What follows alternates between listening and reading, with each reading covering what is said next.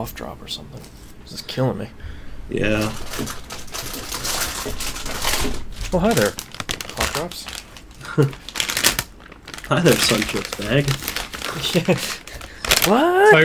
Tired of people stealing your checks mix? Use the sun drop bag. Whatever.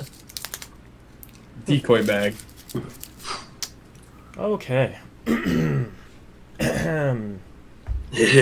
Me. Mo. Alright. How many games do you have in total, Knobs? 1, 2, 3, 4, 5, 6, 7, 8, and 9, 10 that I didn't play, but procured. Purchased. Not really. Just one was free and the other one was gifted. Alrighty. You guys ready to kick this pig? Yup. Word.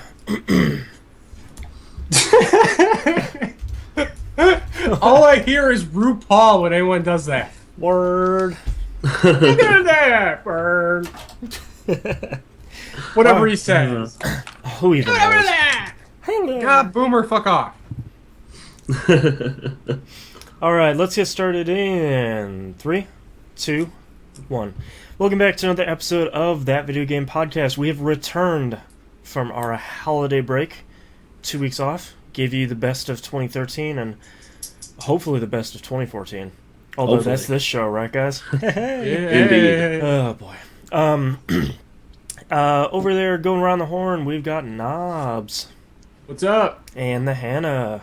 Hey. We're going to get right into this. Because I have 14 games I played, Knobs has 10, and Hannah has 15. So Yup. strap yourself in for the next 45 hours. Talk about some video games.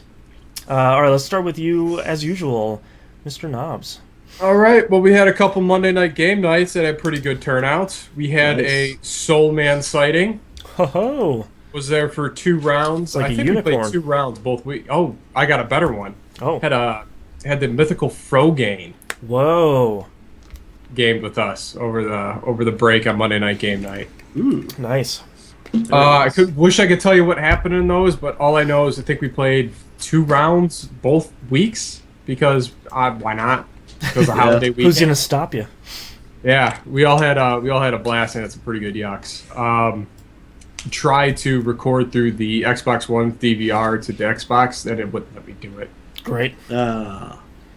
So there was that. But other than that, it was a good time as usual. I played a bunch of Peggle 1 and Peggle 2. Nice. And I don't know why Peggle 1 is way more fun. Yep. There's something about it.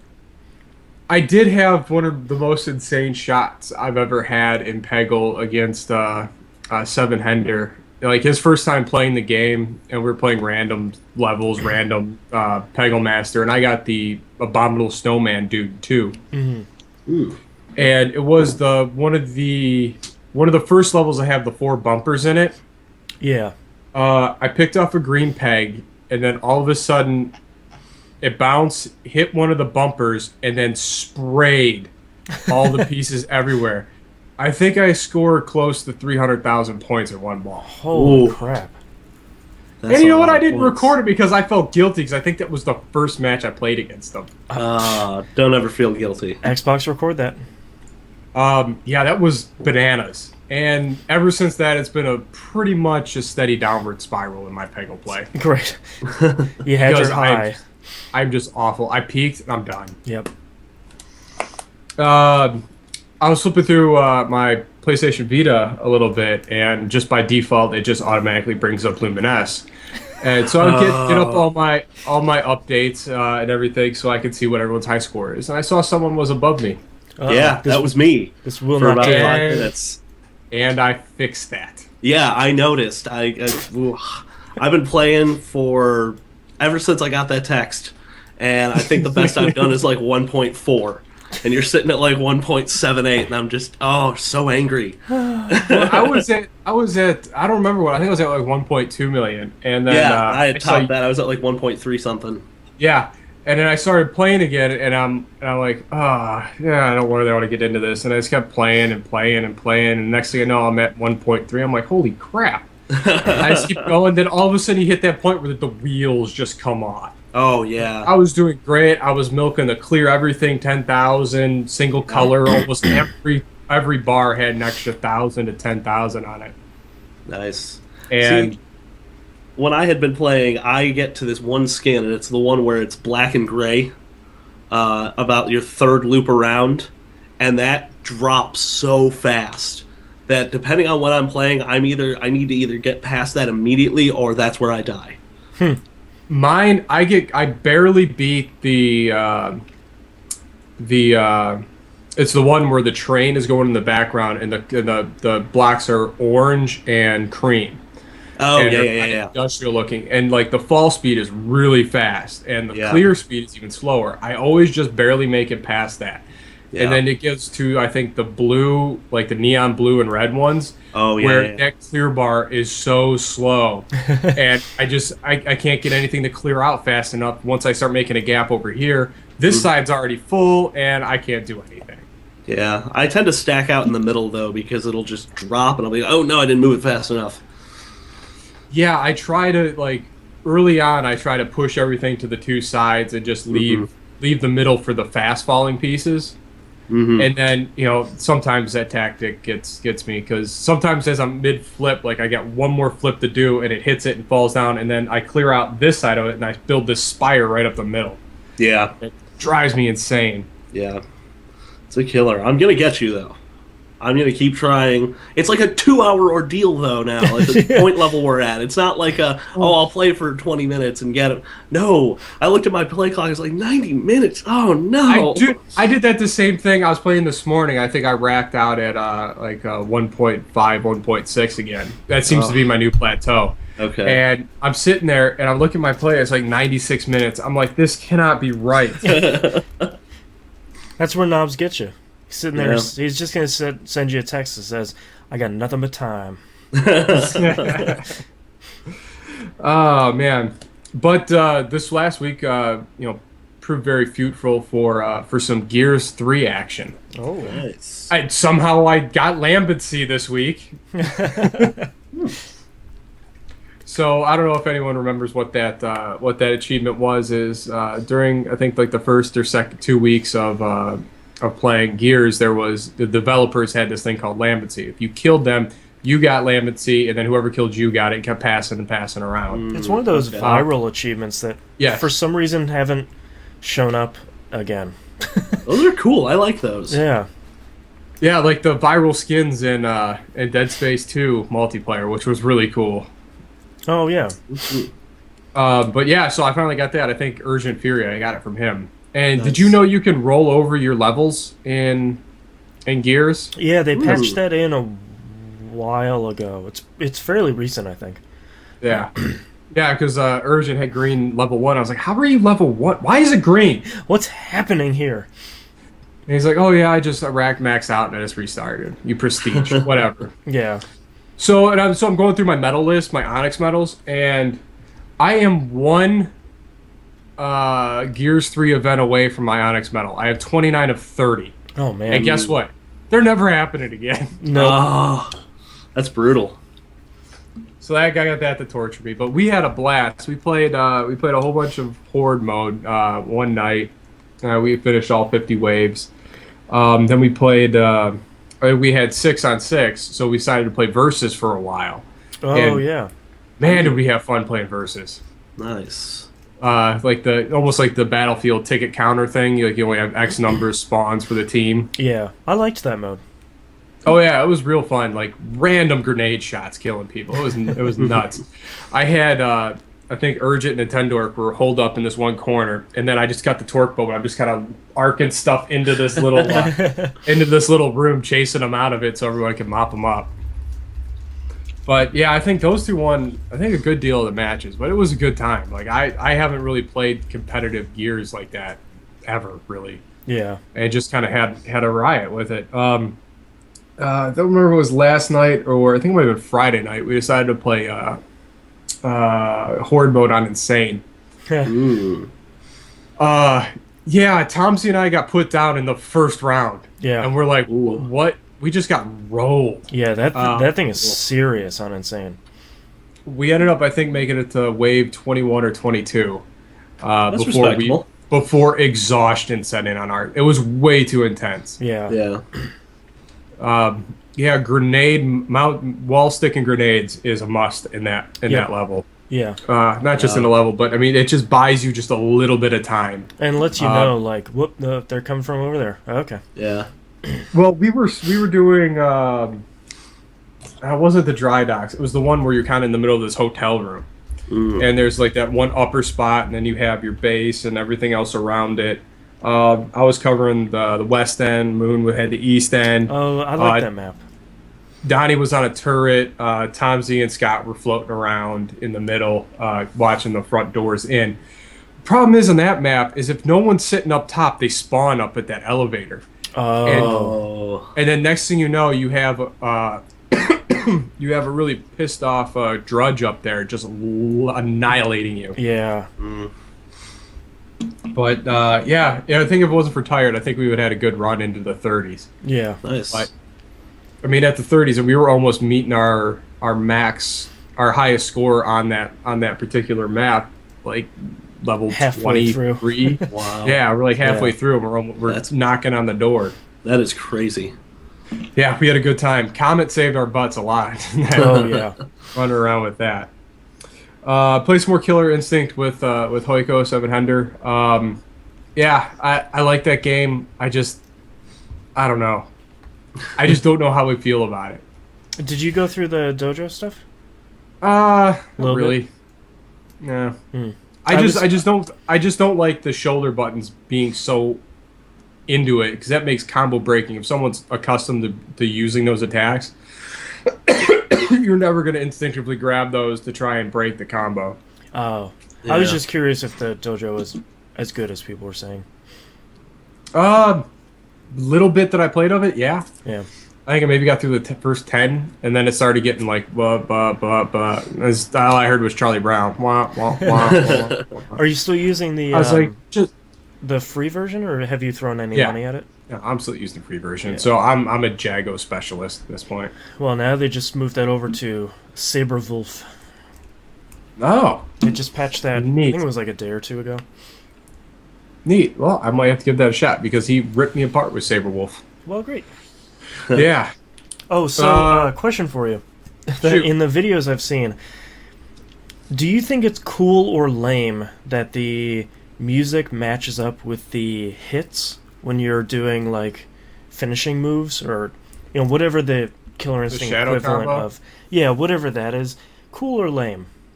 What do you think? How do I you feel about haven't that? really noticed. Oh, I don't think it's impactful enough to make a difference. okay. So I think it's It's- lame as it- hell. I think it's pretty subtle. Yeah. I mean, not that I've noticed, hey, that matched up with the music. Okay, It's not like Vibribbon or anything, so... that's true.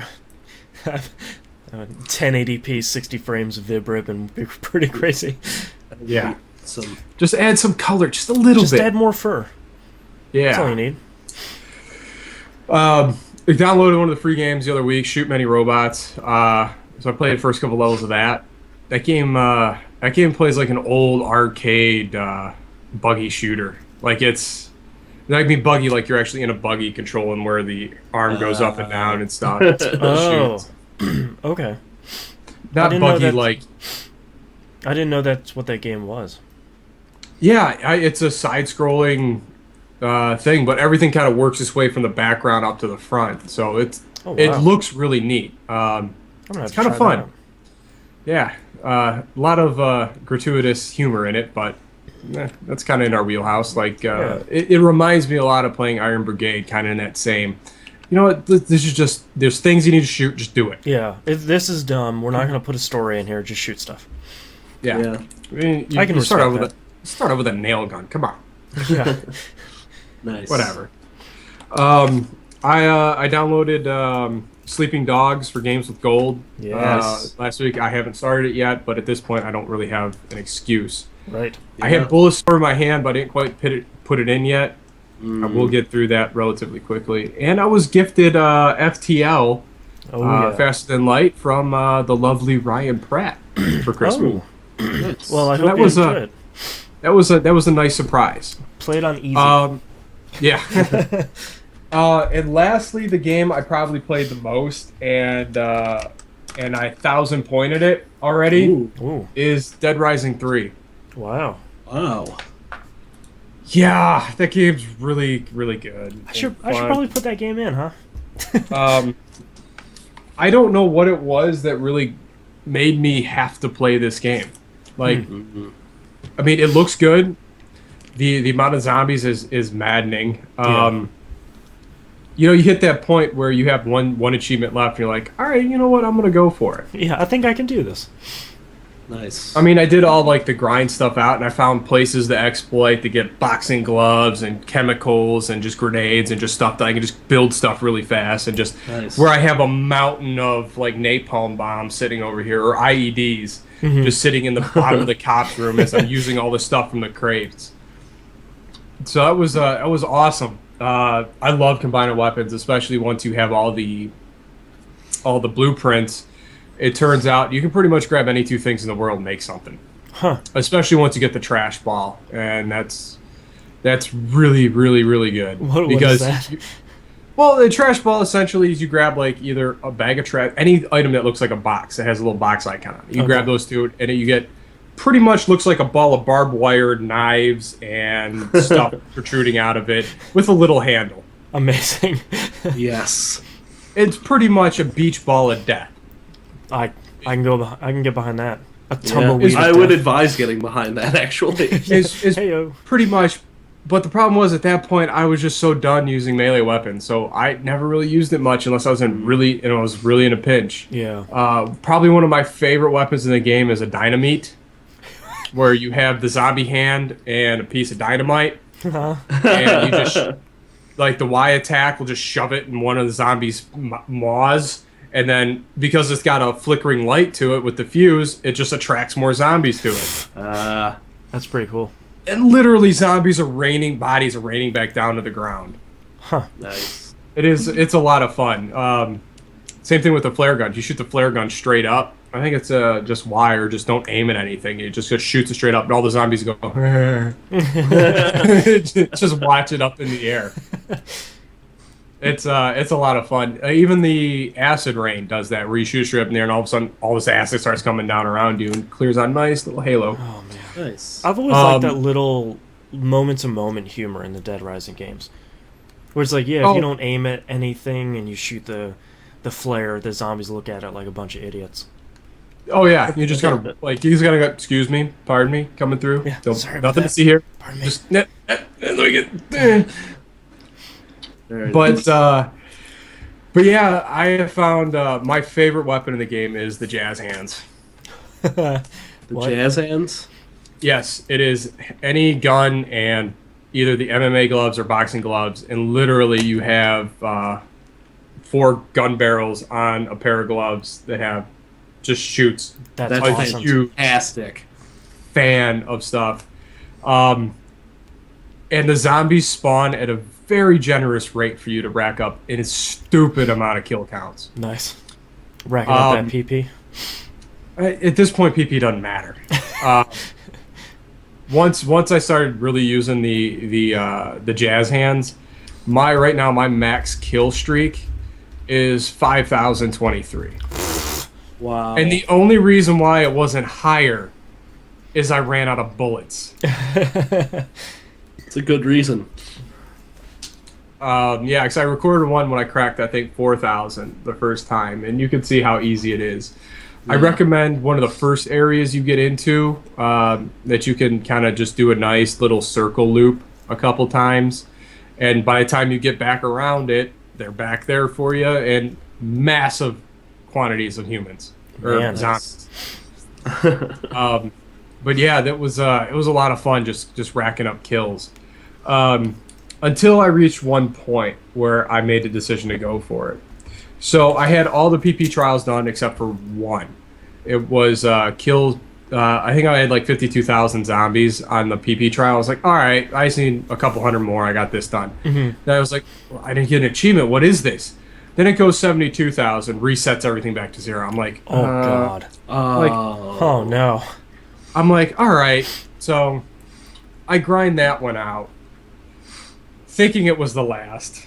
Foolishly. Do you know what the last number was? Tell me it's like 150,000. 200,000. Ooh.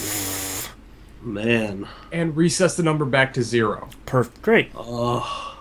So, last week I killed over 200,000 zombies. Nice. How long did that take you? Probably 3 sessions of nothing to just killing zombies. Oh. People were hopping in my games and running off doing story missions or side mission stuff. I just kept on my little route Nice. Wow. over and over again. People dropping in and out all the time.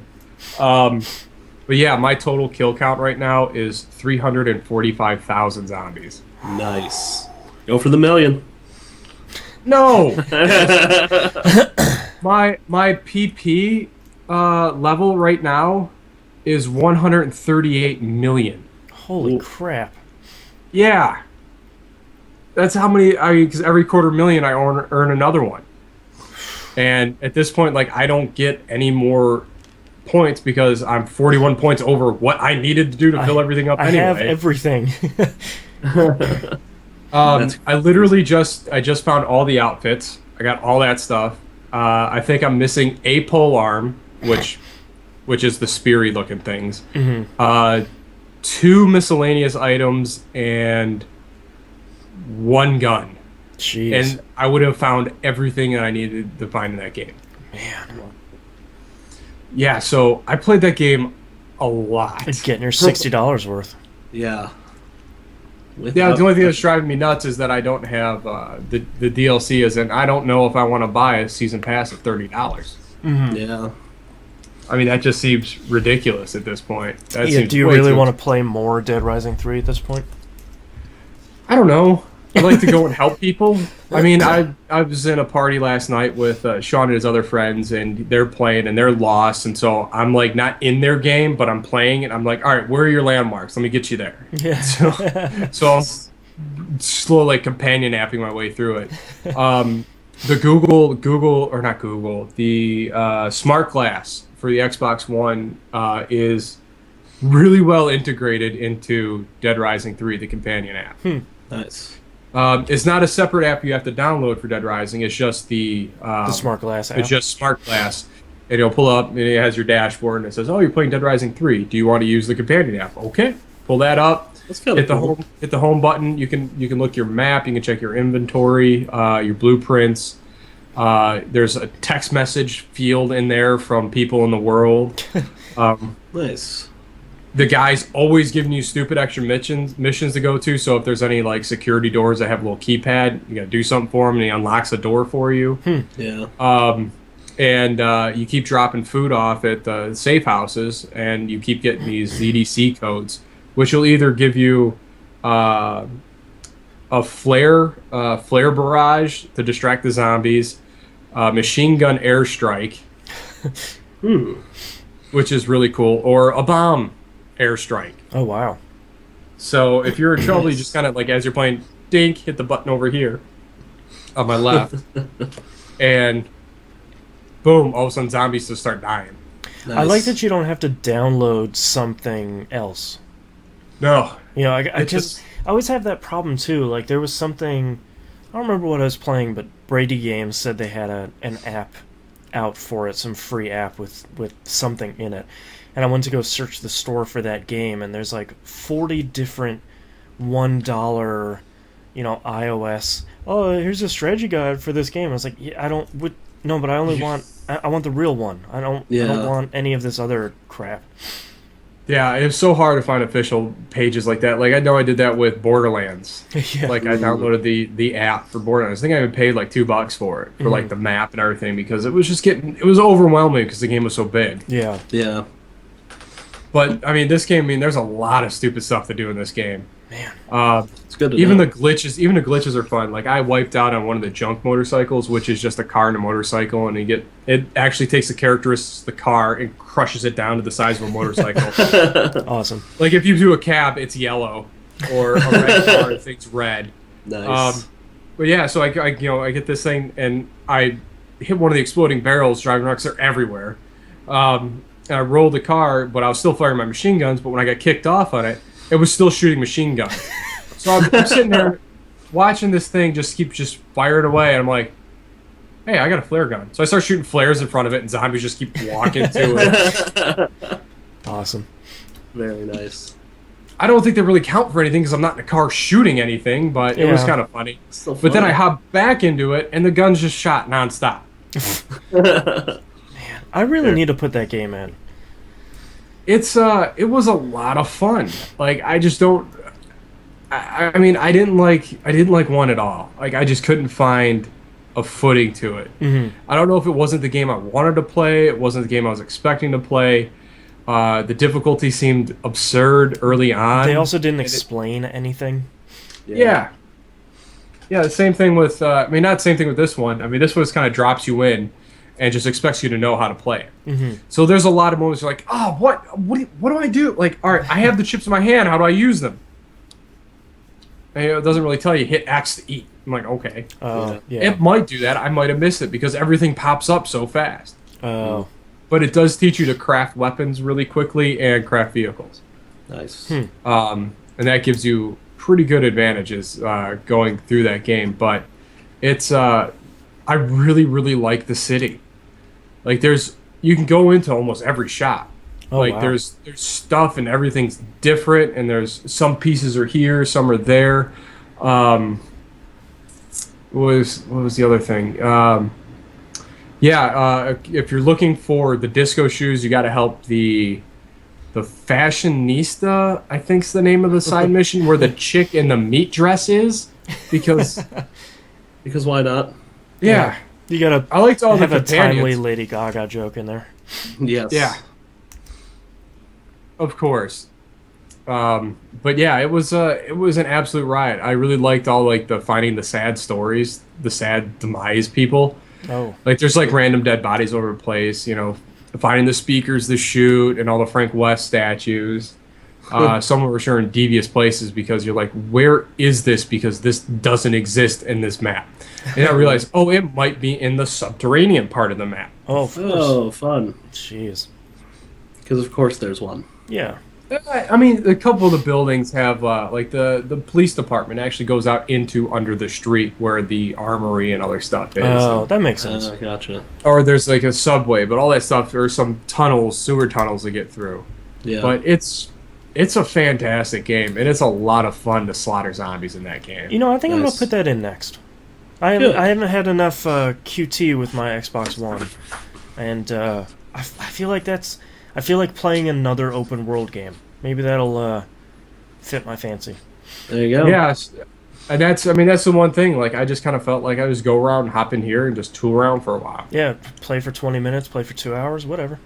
Very cool. Yeah, the enormous bomb was fun to make because you just Is keep. it pretty enormous? All right, so you start off with the big bomb, and then it becomes the bigger bomb, then the massive bomb, then or is it the enormous bomb, then massive bomb? Whatever it is, there's like a 5-stage building tree for this stupid bomb.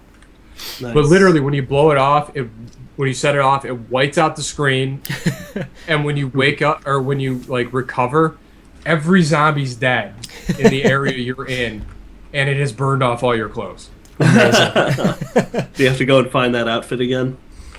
I think there's a voice command you can say restore outfit, and Oh, it pops nice. back onto you. But I Very never got cool. really to work. That's kinda Right cool. now, I'm rolling around in a white laser chute, a sombrero, a Fu Manchu mustache, Because why and mariachi boots. Amazing. not? Nice. Very Yeah. nice. And all the outfits are fantastic. I Yeah. remember when I first finished the game, I finished it wearing a Blanca mask, So I couldn't take anything being said seriously. Because it doesn't it frames it in like it's your regular head, but the Blanca mask is massive, so all I guys are. So it's just like this half of Blanca's head. Very nice. And no one mentioned. It's like one of those things like they just never. No one ever breaks character that you're wearing the dumbest thing in the world. Don't tell him he's still wearing the mask. Yeah, I think one of my favorite things I did for a while was I ran around in a kung fu outfit with the kung fu slippers and a servbot head. Amazing. Very Because nice. it looked great. Looked fantastic. But yeah, there's so much stuff in that game. Like it's there's way too much to talk about. A lot of the weapons are just stupid fun. I mean, literally just stupid fun. Nice. But yeah, that was it, and this 1,000 point game down. Man, done Nice. and Well done. done. Anything else you played? Now outside of just randomly sitting down and playing Luminesce like an idiot. Yeah. All right, well, Hannah, what you got? Well, as Knobs noted, I played a bunch of Luminesce for really no reason because I haven't beaten the score yet. Played a bunch more Splunky, did a couple of the daily challenges. I've been really bad about that because when I'm playing it, I'm usually nowhere near an internet connection. So I go to do the daily challenge and it's like, oh, can't get it. It's like, all right, yeah. well, I'll play that tonight. I never do. Yeah. But it's the same old Splunky. I'm consistently getting to the third world now, which is really nice. Yeah, that's oh man. Every time I get the cape, I'm like, yes, I'm gonna make it. This is my time. You just hover down. It's very nice. I played a little bit of Stealth Inc. as well. I decided to go back through the first set of levels to kind of reacclimate myself to the game, and then I was like, oh hey, I still haven't found all the helixes. And then I tried to find the helixes, and then I couldn't, so I just loaded up a YouTube video on how to find those helixes and unlock, like, because they're in ridiculous places. Like, you can't even see the opening most of the time. Oh, so it's not like you see it up at the top of the level and you're like, how do I puzzle my way up there to get to that? It's like you have to, like, there's an invisible wall, and if you go in there, then you'll see it. And then there's a little puzzle inside of there that you got to get past sometimes. So I found one for the first area, and I got all of those, but I never went back and found the rest of them. I kind of put that one down. I played a bunch more XCOM Enemy Within, and that's just same old. I finally built a mech trooper, which is really nice. But they're sort of, I don't want to say they're glass cannons, but they draw a lot of fire. They can't use cover, which is really disadvantageous, but they're like, you can turn them into cover if you go with the right, like, skill set with the mech suit. So they're Iron Brigade trenches? Yeah, they kind of are. They're bullet magnets. Well, and that's the problem. If you don't have one leveled up high enough, and you don't have, like, a medic that can get to it really quickly, it's screwed. Like, if you walk into a room and there's like 5 guys, they're all going to shoot your mech trooper, and it is going to die. And the problem with that is they can just straight up die because you can't do genetic modifications to them because they're literally just a steel body with a head on top of it now. So I don't like using them. I can't say I'm terribly fond of that path. I can see where it would be advantageous if you've got a bunch of them, and then you spread out the aggro a bit. But as far as my playstyle, I would much rather have an entirely genetically modified unit go in and just wipe everything out. Yeah. Which is pretty much what I've been doing the whole game. I'm right at the end.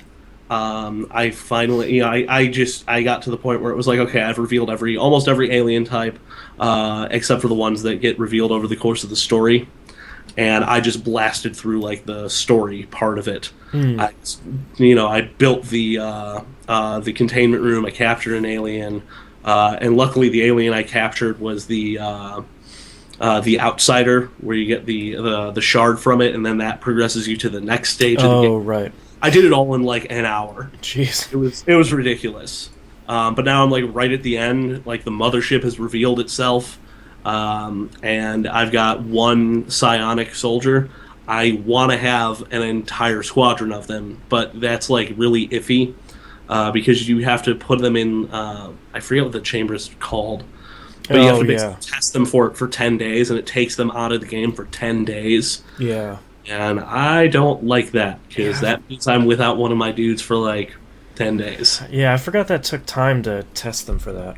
Yeah, well, like the genetic modifications only take like 3 days, and converting a mech trooper only takes like 3 days, but the psionic thing takes 10. Yeah, 3 days isn't It's so sort bad. of, yeah, 3 days. It's like, okay, well, it's 3 days for every modification you do at once. So I would do like 3 soldiers, one modification at once, and then do 3 other soldiers the next time, and Right, sort right. of rotate them in and out. It was You could put a strategy behind it, but with this, like, it allows you to do 3 at once. But I would never do that. Yeah, that just wouldn't.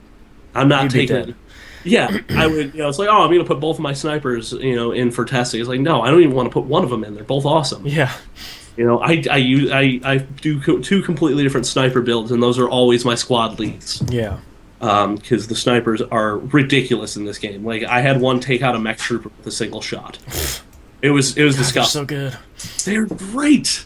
And you give them squad sight, it's like, oh, you're all the way across the map, and you still hit that, and you crit, and it died. Well done. Oh, and double tap procced. Yay! MVP. Yeah. It's like you get all of the medals, all of them. Oh man. So I've been playing a bunch of that. I'm right on the cusp of beating it, but like I said, I want to do the psionic stuff first. I started. I think I had beaten Diablo 3 previously. I started it again on Nightmare, and I am almost through the first act. And that is just you get so much more stuff. Yeah. Nightmare. It's like night and day. I really have to. I don't even get to the next checkpoint. Like, I have to town portal like almost every 2 or 3 areas. Yep. Just to sell stuff off and break stuff down into components and drop off gems and like reagents and all this stuff. It took me like 2 hours to find Covetous Shen inside New Tristram. By the way, Oh he he's in a really like, bad hidden in spot. that corner. Yeah. And like I was walking around and I was like, wait, what's that over there? Oh, I can use gems, because I had a bunch buddy. of stuff. I wanted to like unsocket gems from some stuff because I immediately got new gear I could use that had sockets. Yeah. And I didn't replace it because I was like, well, I need to unsocket my gems. I have don't some wanna lose really my nice gems. gems. And then I realized like I could train him up and like, ooh, I have perfect gems now. Yeah. So I've just been crafting those, and it's been crazy. But that game is just, I would just throw on an audiobook and turn the sound off on that game and just play. Yep. And it's perfect. You can't beat it. It's like, oh, I can actually do these 2 things at once, because this game takes so little brain power. It's just like, especially as a barbarian, you just waltz in and just start hacking stuff down, and it unfortunately it leads to the occasional like, wait, I died. Wait, what happened? Resurrected corpse. Like, Yeah. I would never survive a hardcore character No. at all. I would just be like, I'm gonna. Oh no, I'm not. Yeah. Whoop, delete my save. Yeah. That was the same way with Dead Rising 3 with me, where I would throw on a couple podcasts and just kind of just run through the game. Yep. Yeah, that's fun. It's nice. I picked up Terraria for Vita when it came out, and it's a good quality port of Vita. The interface could have used a little love in between, now and then, but I think they did the best they could. Honestly, like, given the amount of menus and stuff you have to go through in that game. But like, playing that makes me really want to try out Starbound, because everyone I've talked to has been like, Starbound is like the next evolution of this game. It's much better, even in its alpha version. Forgot to put something on my list. So I think I might pick that up next time. I don't know if it'll go on sale anytime in the near future, but it's relatively cheap even now. So I once think it's have, only like $15. once I have a few extra bucks, I think I'll try that out, because it looks really good. Yeah. And the fact that you can, you can go between planets already, right? Yes. Okay, yeah. But yeah, just like Terraria's interface has always kind of bothered me. It's not terribly well put together, but it's put together well enough. Yeah, it gets you there, but it's still sort of like, wait, where was that thing that I don't even remember? Yeah, and the grouping isn't as good as it could be Yeah. for the crafting items and stuff. And it's sort of like playing that old game Alchemy, where you would just like throw stuff. It's like, what do I need to do this? You know. There's been a lot of me like pausing it on the Vita, go into the browser, and like go into the Terraria wiki to look something up. Yeah, I'm just saying, like, how do I make a table? What do I need? I don't even know. Yeah, it's pretty crazy, but it's still a ton of fun. But that sort of clears any games I've mentioned before on this show, and the rest is literally like stuff I've never played before. So I managed to set up a Just Cause 2 multiplayer server. Oh. After and it wasn't terribly difficult. You just have to download the client through Steam and edit a couple of configuration files. The fundamental flaw with the Just Cause 2 multiplayer game is like, yeah, it's really great. You can have thousands of people, but you have to have thousands of people to make the game any fun. Yeah, I heard one of the biggest problems is that there's kind of not a lot to do. Yeah, I would really like there to be like missions or something, but I think that would vastly decrease the number of people you can have on the server. Yeah. I was looking at a few mods on the forums. Actually, their community is really, really helpful as far as like getting stuff set up. There was a bug where I couldn't actually join the server I had created because you have to do like a force connect. But I would just do like connect and do like localhost or 127.0.0.1, and I would spawn for about 3 seconds, and then I'd get kicked. Huh.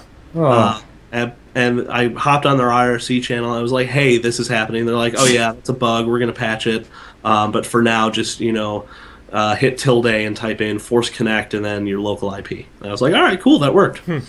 So they're incredibly helpful. Their forums are fairly active. I'm looking forward to what the mod community does because you can write just Lua scripts and some extra mods for the multiplayer portion of it.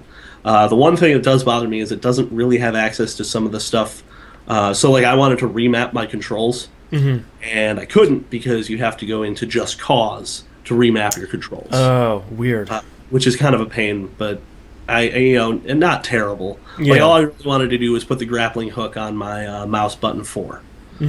So instead of having to hit like whatever it was really unintuitive. Like it was a keyboard button. I was like, I don't want a keyboard button for that. That makes no sense. Just type in hook to use the grappling hook. Yeah. Just Cause 2, the text adventure. Yeah. You blow up everything. So I played a little bit of that. I put up the server. I kind of left it up. I know a couple of the community members hopped on and were like, "Oh, there's nothing to do, so I'm out of here." See you later. It was more like just proof of concept. It's like, oh, okay, so I can just throw up a server if we want to have a bunch of people on it.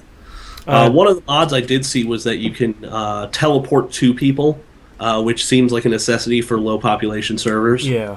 So I think it could be fun, but it's still really buggy too. I went into like a really highly populated server, and you'd see a dude drive by and then disappear and then reappear. So that was fun. But it's not bad, but I just don't think it's all the way there yet. Yeah. Dimebag315 in chat said, "I never played Just Cause 2. Is it good?" I've heard nothing but great things about that game.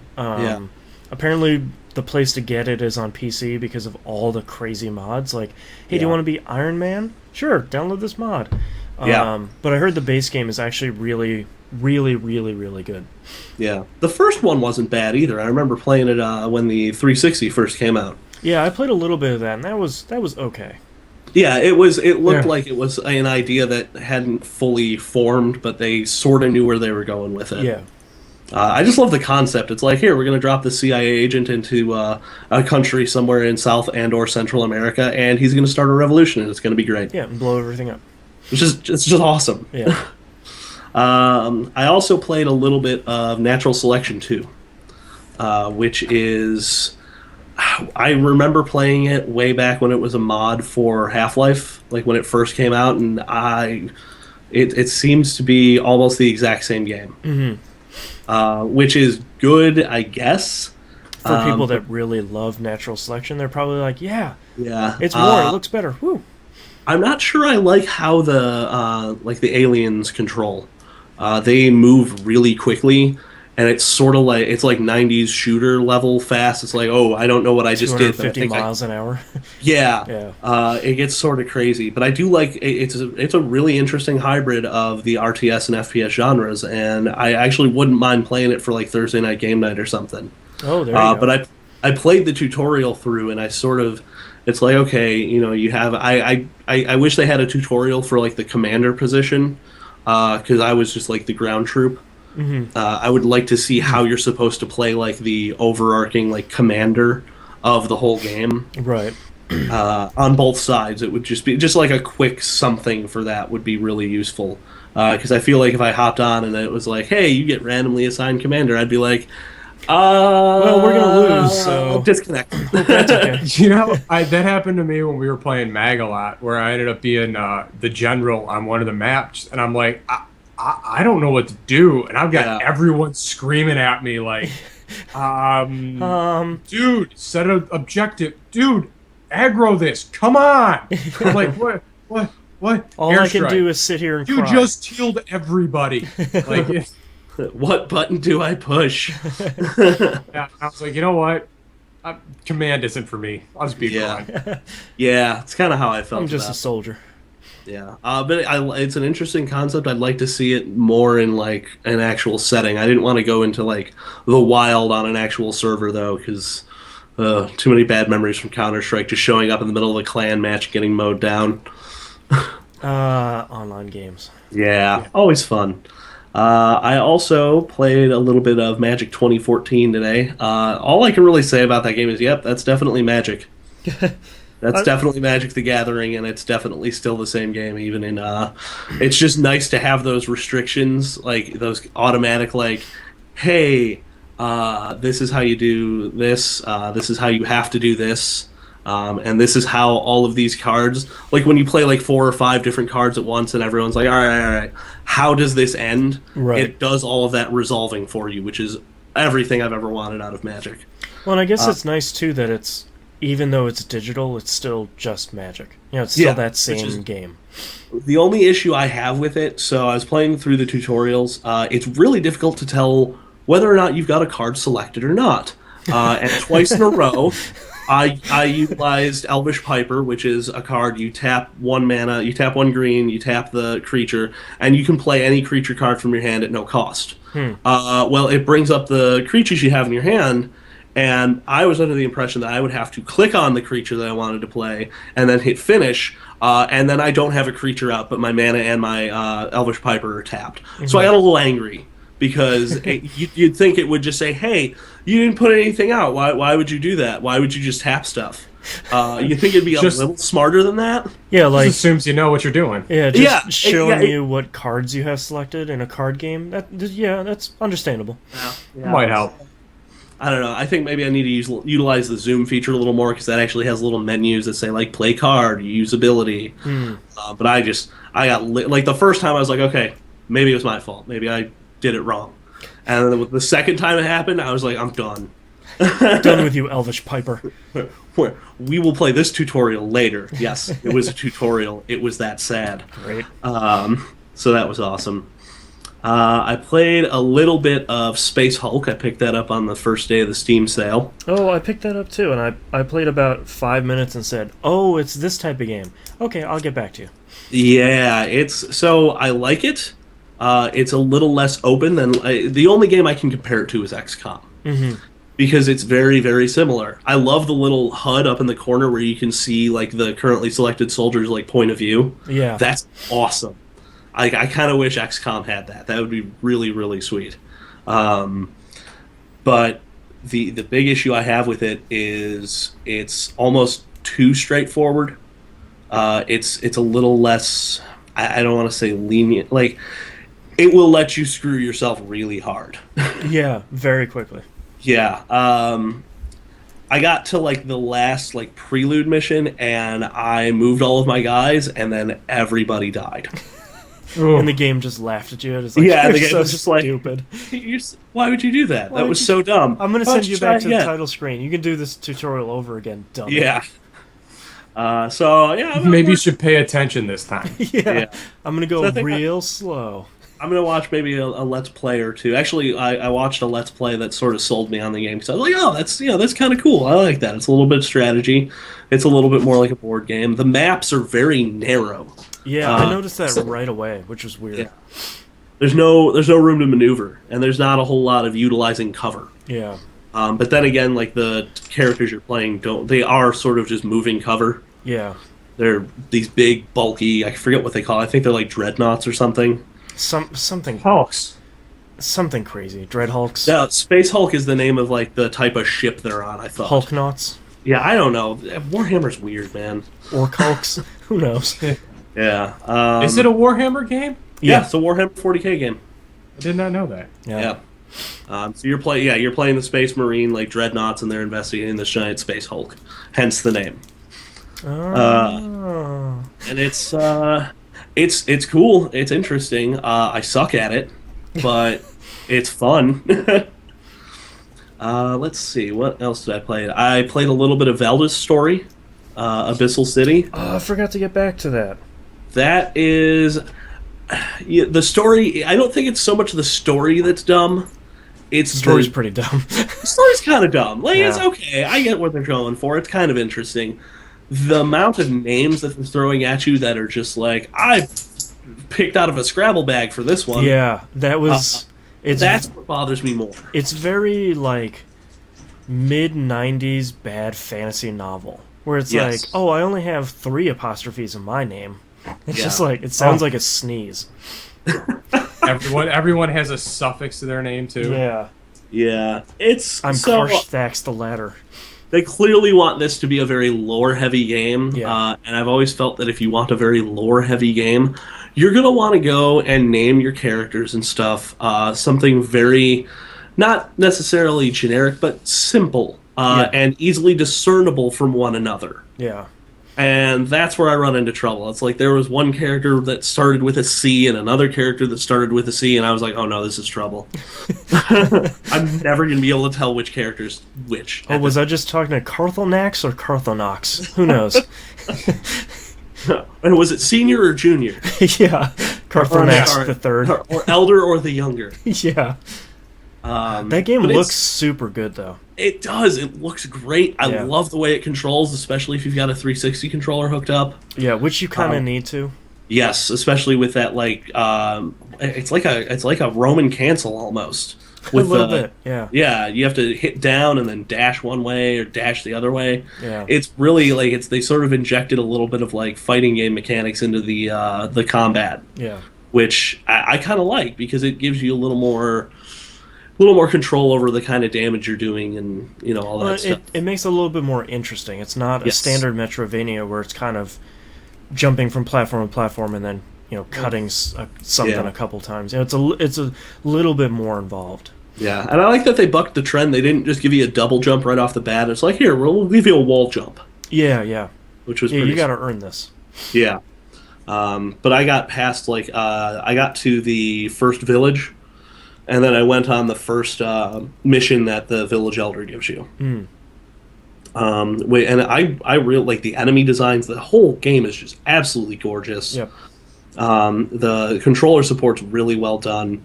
And especially the fact that you can customize the controller inputs, because I was not using a face button to block. That's just silly. Yeah, I actually played that with my DualShock 4. That Oh, worked pretty nice.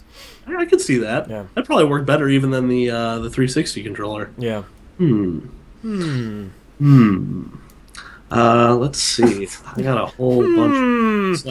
But yeah, Zelda's story definitely worth the pickup. I got it during the Steam sale for like $375. Yeah. And last time I heard they were gauging a Vita version, so Yes. let's all go buy that game so they That- have enough money to do that. That would be perfect on Vita. Yeah, it really would be. It fits right in. It's got the crazy JRPG story and some pretty cool gameplay. Yep. So let's see. What do I got left here? I played Delver. I bought that immediately following our last our last true episode. Like, not the predictions or, the other, the top 10 episode. On the recommendation of, it was one of our listeners. Thank you, whoever Someone you in were. chat. Thank you Yeah. to whoever. Yeah.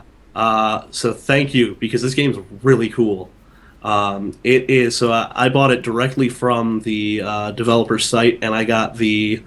I think it routed me through the Humble store, so I right. got all the versions. Nice. Like, I think it's like iOS and Android and the Steam version. So I played a little bit on Android, and This game's hard because it just sort of says, "Here, you're in a dungeon. Go kill stuff. Figure it out. Have fun." And the first time I was like, "Oh, what's that? That looks like maybe it'll teleport me somewhere." Oh no, that's a tile that'll kill me. Oh, Okay, pretty that's close. that's like a rune in Skyrim where you throw it down on the ground and it lights the next guy who walks over it on fire. Yeah. It was sort of the same thing. But it's pretty interesting. You know, you're just walking around and you have all these people coming at you, enemies and stuff. You go through and you just pick up random items. I noticed there's a bug in the Android version where if you pick up an item, it goes in your inventory, but you immediately drop it and you can pick it up again. Yes. Which was really Infinite cool. items. Well, no, because that second time it just picks up. So Oh. I don't know what it does. Double items. Yeah, it was nice though. It got me. I still haven't gotten off the first level of dungeon because I got to a point where it was like, okay, wherever I have to go has to be beyond this door. And I walked over a tile. I was like, all right, I'm probably going to take some damage, but I don't think it'll kill me. I walked over it. It teleported me back to the beginning of the dungeon. Amazing. And I kind of wanted to cry. I was like, no. Is it an isometric game? No, it's a first-person game. It looks a lot like it's- it looks a lot like Hexen or Heretic. Like Yeah. the very first ones. Yeah, it almost like it was kind of like Doom. It was like, oh, it's like Doom spliced with like Doom if they wanted you to realize it was 2D sprites Yeah. instead of like fake 3D. Yeah, yeah, Because like the characters are all clearly like 8-bit sprites. yeah. Which is I like it. I'm a fan. I played a bunch of it on Android. And I think I got sidetracked because of all the other portable games I've been playing. So I played a little bit of the new PS Plus game for Vita, Urban Trial Freestyle. Someone on the forums mentioned that it was very similar to Excite Bike with physics. That's exactly what this game is, and it's pretty awesome. Is it good? I like it. I'm normally not one to like play something like this. What was the one game that I'm trying to think. It was on the 360. It was one of the arcade games. Oh, Trials. Yes, Trials. Yeah. Something like that. It's sort of in the same vein, but it's a little more straightforward. It's just like, all right, here's the track, here's your bike, go forth and just try to get to the end. And it's literally just like a linear, like you can't, like just a straight line, and you can go backwards and forwards, and that's it. Yeah, that sounds a lot like Trials. Yeah, and it's pretty interesting. I think it works well for the Vita because it's little short bursts, and you can get money to upgrade your bike and buy new engines and tires and I think suspensions so that you can access different levels, like different areas of each level. So like as you progress, you buy new stuff and then you go back and replay, and it sort of feeds that addiction of like I got 100% everything because you get like a star rating for every level, which is always fun. Every game gets you. Yeah, I know. It's an issue. It's a problem. But I'm liking that one. I've played a little bit of it. I sort of got sidetracked by Tearaway because I've been playing just the bejesus out of that. Because it's the most charming game that humans have ever made. It is. It's adorable. Yeah. And the fact that you can actually like create like when I found out I could actually print out that Squirrel King and like make him, Yep. I got way more excited than I should. I did too. I was like, I can print out the squirrel. And that crown thing is really cool, like where you have to like cut it out and do all that stuff. Yeah. I took way too much time. I was like, all right, each little spire needs a little different colored jewel. Why can't I draw a circle? Why can't I draw a circle? All right, my God, forget these it. They're fingers. gonna be diamonds. But I eventually got it, and it was like, all right, I'm gonna put that on your head. And it's just I love that they don't start you with a jump. Yeah, Like you I have really to tap like the that. back of the thing, and at the end of it, they're like, "Oh, your prize for doing all that is your jump button." Yeah. Like that's nice. That's It's pretty like clever. it's a really interesting way to strip down the mechanics to like the absolute bare minimum. Mm-hmm. It's a little difficult to navigate sometimes, but I always seem to end up in the right place anyway. I just sort of wander, and I'm like, "Oh, that looks interesting. I'm gonna go that. Oh, all right, cool. This is where I'm supposed to be. Oh, the Squirrel King's there again. All right. Yeah. I've taken more selfies with this game than I ever have in my entire life. Yeah. Oh, Because you have to you use the front facing camera on the Vita, and it's like, hey, take a picture. All right, click. Yeah. And that's always I was a little taken aback the first time it happened because I was like laying in bed and my face comes up on the screen and I'm like, why? Sweet God. Who is that? He looks terrible. Yeah, that's what I played that for the first time in near pitch dark when I was laying in bed real late one night, and it's just like there's that part where it puts your face in the sun, and it's just like, oh look, that's you in the sun. This blackness, like what does that say about me? you just Yeah, it's just, oh look, that's you playing this game. That empty husk of a human. It's just, aw. yeah. Yeah. That is a real, like you said, it's extraordinarily charming. It takes a little getting used to when you see like the pattern where it's like, oh, I can tap the back and reach through and manipulate something there. I've been a little too aggressive with some of it. Like I'll send like something flying and it'll bounce right back to where it was. Yeah. It takes a little more of a, I don't know, a gentler touch than I have, I guess. I do like opening stuff in the world with the touchscreen, though. Yeah, like, that's even pretty simple things like opening the presents by sort of pulling them apart. Yeah. It's just something simple that you don't do a lot of on the Vita. Yeah, it's very tactile. Yeah, I think is the appropriate term. Especially when you have like the sections where you have those little curled things where it's like, oh, there's a bunch of these, but you got to like lift them all up so that you can make a bridge. yeah. Yeah, so if you have the Vita, like this is the closest thing this has to like a system seller. Mm-hmm. Like it utilizes every possible feature it can, and in almost the perfect way. Yeah, without being annoying about it. Yeah, it doesn't like thrust it at you. It's just like, here, this is how you do that. Yeah, it's not like yell in the microphone again. It's like, oh my God, I never wanted to do that. Here, blow on the microphone to inflate the balloons. Yeah, I don't. Like, that was like semi-acceptable with WarioWare. Like every other DS game that did that, I was just like, nope, I don't want this. Yeah. Get rid of it. It was dumb. I was trying to, a couple of weeks ago, I was trying to play that Apollo Justice game in bed next to my girlfriend, and it was doing the fingerprint stuff. So you have to tap the screen to put down the dust and then blow it away using the microphone. And I couldn't find the mic on the 3DS, so I kept doing like, no, that's not it. She's like, what are you doing? I was like, nothing. It's dusty in here. So Tearaway, let's see. My list is too long. I think I've lost track. Oh. And of course, the last thing I played was Bulletstorm. Oh, how do you love it? It's pretty great. Minus Games for Windows Live. Because I have it on PC. Man. That was a nightmare. Yeah, always is. So I have it on, well, my first problem is I have it on Origin. Oh, God. Oh. What happened to you? So I got it on Amazon. I was like, oh, I can just download it direct from Amazon. That would have taken forever. Yeah. So it had a CD key. I was like, why does it have a CD key? Didn't work on Steam. It still exists? Yeah. I was like, why is it? Oh, no. And then I was like, all right, I bet I know what this is. So I had Origin installed because I have Kingdoms of Amalur on there. Mm-hmm.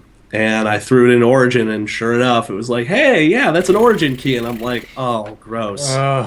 And then that entire pack that I had bought, it was like 3 games. It was like Bulletstorm, Mirror's Edge, and something else. And sure enough, I didn't have them on Steam, but sure enough, they were all Origin keys. So I now have like 6 Origin games. I imagine like the CD key prompt in Origin is just like an 80-year-old man protecting the back gate of a cemetery, where it's like, oh, people don't come around here.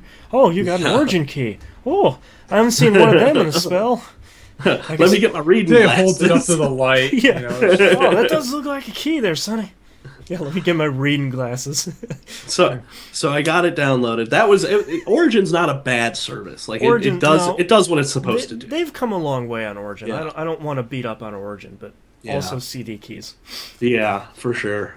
So I did that, and then I signed into my Xbox Live account, which was a pain because you can't copy and paste into games for Windows Live because it's dumb. Yep.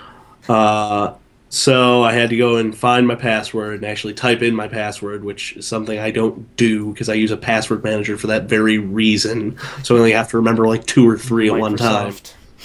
Yeah. And then it starts to download my profile.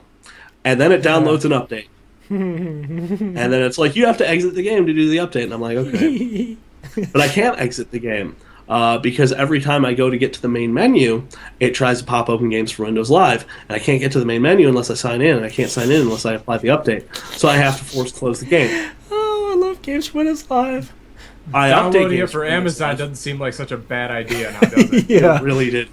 Well, no, I would have had to do this anyway because no matter what, it's a games for Windows Live game. Oh God, I love games for Windows Live. Oh, it's so good. Well, and then I go to sign in, and it's like I had to remember my password, and I sign in, and it's like, oh, your profile didn't finish downloading because it got interrupted by the update. And I was like, all right, start it again. It starts again, another update.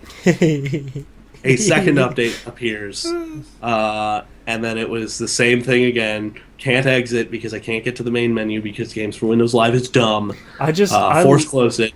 I love the fact Go that ahead. you can download games for Windows Live and the actual client doesn't come out of the box fully updated. Yeah, it's That's fantastic. so good. I think. Well, to be fair, I think it was the client that came with the game, and I don't think they've patched the game because they don't care. I mean, there's like 15 different problems here all at once.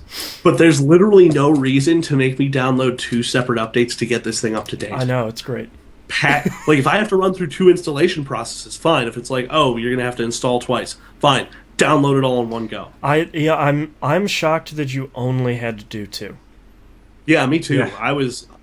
So I get the second one done, and of course, downloading my live profile took like 5 minutes. Like, I went and made a sandwich. I did some laundry. 5 minutes, you were lucky.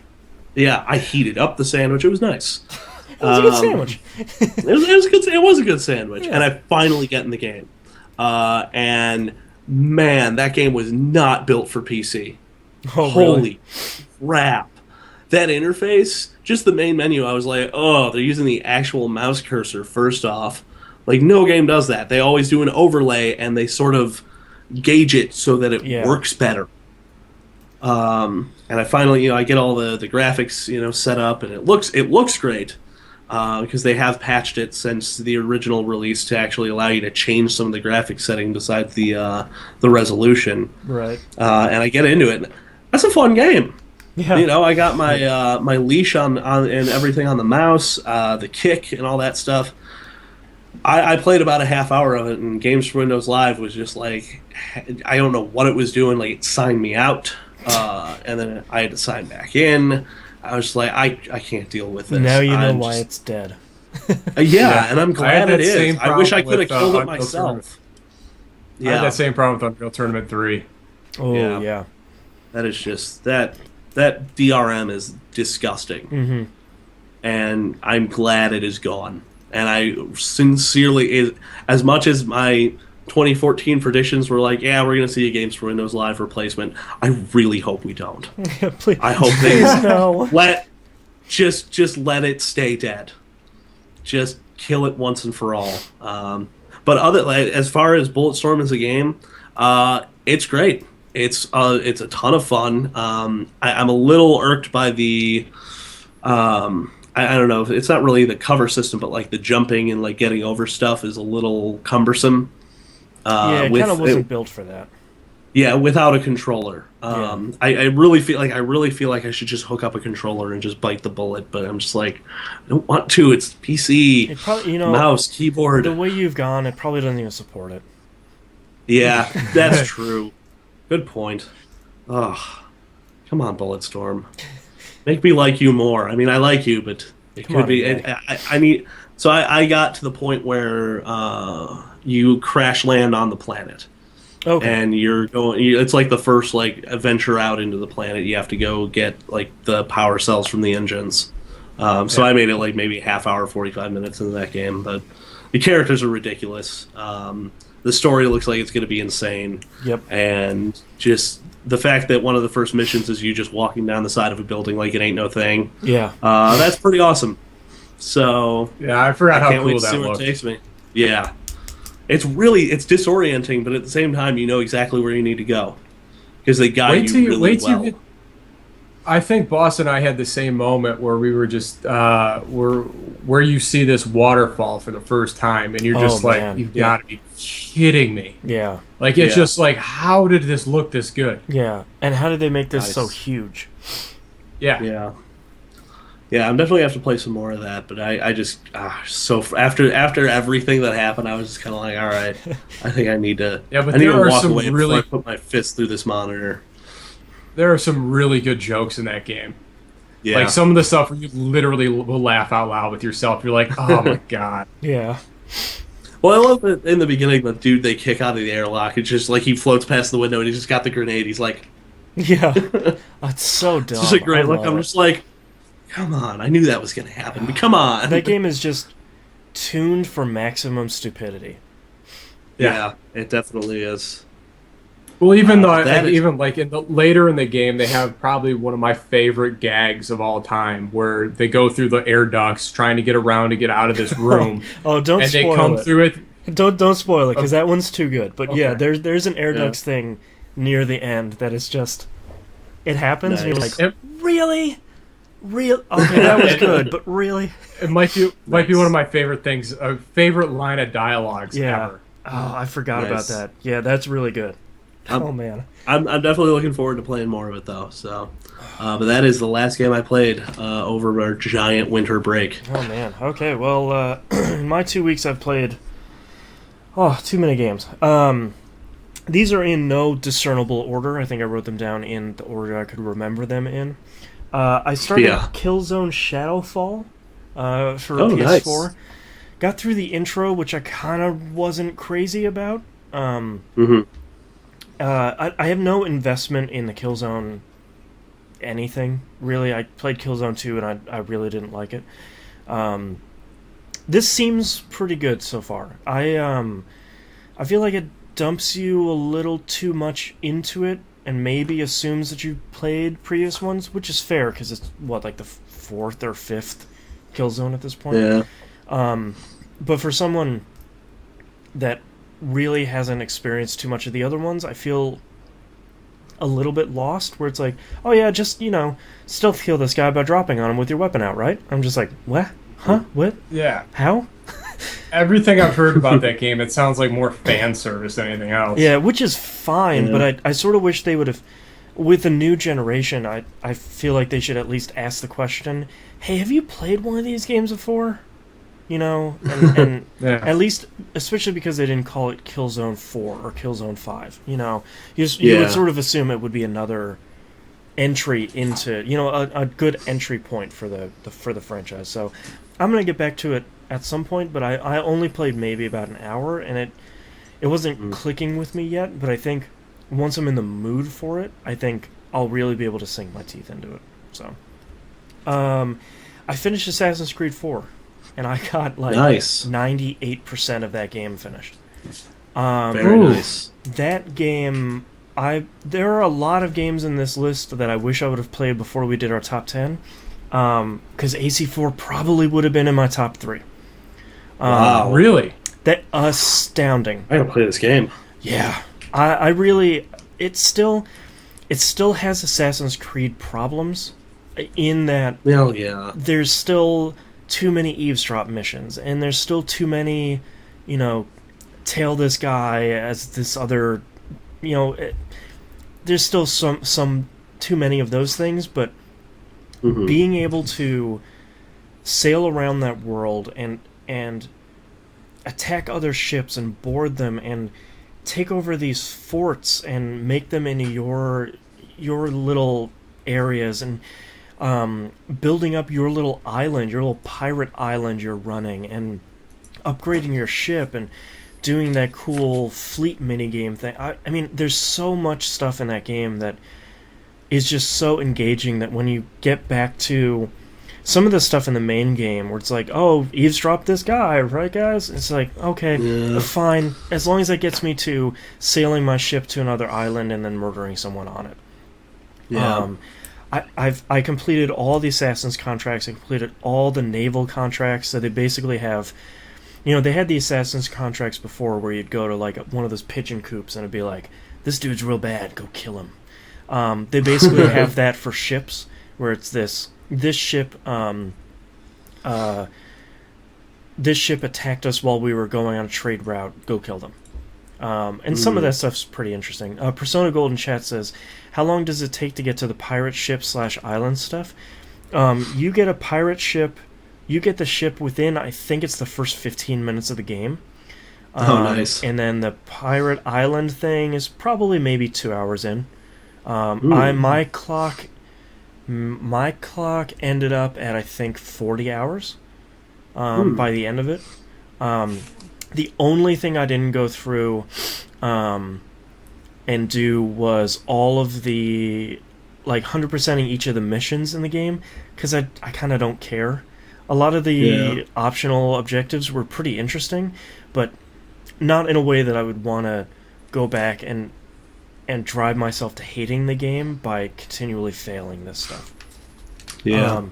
It was great. I really liked the main character. I really hope that they make more games with him, because I felt a similar attachment to Ezio. I don't think he's nearly as good as Ezio is, but I felt that same sort of thing where you kind of care about this character and you kind of care about where his story's going, and his story wasn't the best, but it was kind of harmless in a way that you could get into it without really beating you over the head with Assassin's Creed story. Be interested, right, guys? It's like, well, if you don't want to be, then no. And they took a lot of the modern day stuff in a really interesting way. I've always been interested in the modern day stuff, and I know a lot of people aren't, and I can understand why, because it's kind of really weird. Yeah. But they managed to tie together the stuff that's happened in the previous games and the stuff that Abstergo was doing and stuff that happened before Assassin's Creed 1. So they did a lot of filling in the world with a lot of really interesting stuff that you kind of have to go out of your way to find, but not in a really bad way. Like, the thing that I found most interesting was going throughout the game, there's this guy that lets you hack. So, at the very beginning of the game, isn't a spoiler, but at the very beginning, you find out you're a new employee working for Abstergo Entertainment. And it's basically the entertainment branch of Abstergo Industries. They take, memories out of their employees' heads and then go make movies and video games out of them. So it's kind of interesting, and it's kind of also like they're a company running out of Quebec, so it's sort of like a wink, like a sort of like it's Ubisoft, I guess. But at some point, you get the ability to go hack computers inside the offices, and then go find like emails, go find memos, go find like pitch videos for projects. You go find old recordings from other people who've worked at Abstergo, like really cool, interesting world building stuff that if you don't care, you don't have to go find it at all. But they kept feeding all of these audio logs from all these different characters, and I had to go get all of them. Yeah. I just couldn't help myself. Of course you do. I've always loved the modern day stuff in Assassin's Creed. Like, that's what kept me playing. That's why I bought Revelations and 3. Yeah. Like, otherwise I probably would have been like, I guess I'll skip those. But, like, both of those were continuing that story. I think you'll really love 4, because they found a way to continue it from 3 while wrapping up post-3 stuff. And then further that story without letting it get off the rails, like it sort of had been starting at with Revelations and 3, we're just sort of like, wait, this is getting to be too much. This is getting to be really dumb now. it was bordering on like Metal Gear crazy. Yeah, they really pulled back on a lot of that. There's still a little That's bit good. under the surface, but I think they explain it a little better. And I feel like Nice. it when something happens very late in the game, it's not sort of like, wait, what? Wait, what's going on? It's not like it's not like finding the Eden videos. You're like, what is this? Yeah, or like Yeah. the end of 2 where you're like, wait, what? Huh? Yeah. Yeah. I cannot recommend. I just AC4 is just. It's nice to have one of my favorite franchises back. I liked Revelations. You know, like I really Yeah. like the Assassin's Creed games. Yeah, 3 I do was too. just such a hot turd, and just in every manageable way. And they've somehow. To me, it really seems like they took all of the criticisms to 3 of 3 to heart. The very first thing you're doing in AC4 is you're fighting another ship and blowing it up. And then the next thing Nice. you're doing after that is running almost free roam on an island. Very nice. I mean, like, they just... No, there's no 5-hour tutorial. There's no, hey, you want to play as this kid? Yeah! No one wants that. No one Yeah. liked it. So they just give you this character who's kind of a dirtbag, but in a way that you sort of expect Assassin's Creed protagonists to be. And then layers on top of it this kind of cool, hey, I want to be a Google employee, modern day sort of thing. Yeah. And it's just so good. It's so good in every way that Assassin's Creed 3 was so bad. And Nice. it's also really interesting. So it's kind of funny because wrapping around the game is this sort of Abstergo Industries presents Black Flag, because you're playing as an Abstergo employee. Yeah. And so someone's actually asking about it in chat right now. Persona Gold says, what did you think of the stuff where you give every mission a star rating and all the optional surveys it asks for you for improving future games? So they do that in the game. Every time you finish a mission, they ask you for a star rating. It's optional. You don't have to do it at all, but it's sort of, they couch it as Abstergo wants your feedback on how this mission was, but it's actually really Ubisoft, because they're trying to not only trying to fix missions that are broken in this game, but also trying to say, like, look, we had 5,000 people play this game, and 2 people rated this tail mission a 5-star. Everyone else rated it a 1. Maybe we shouldn't do that anymore.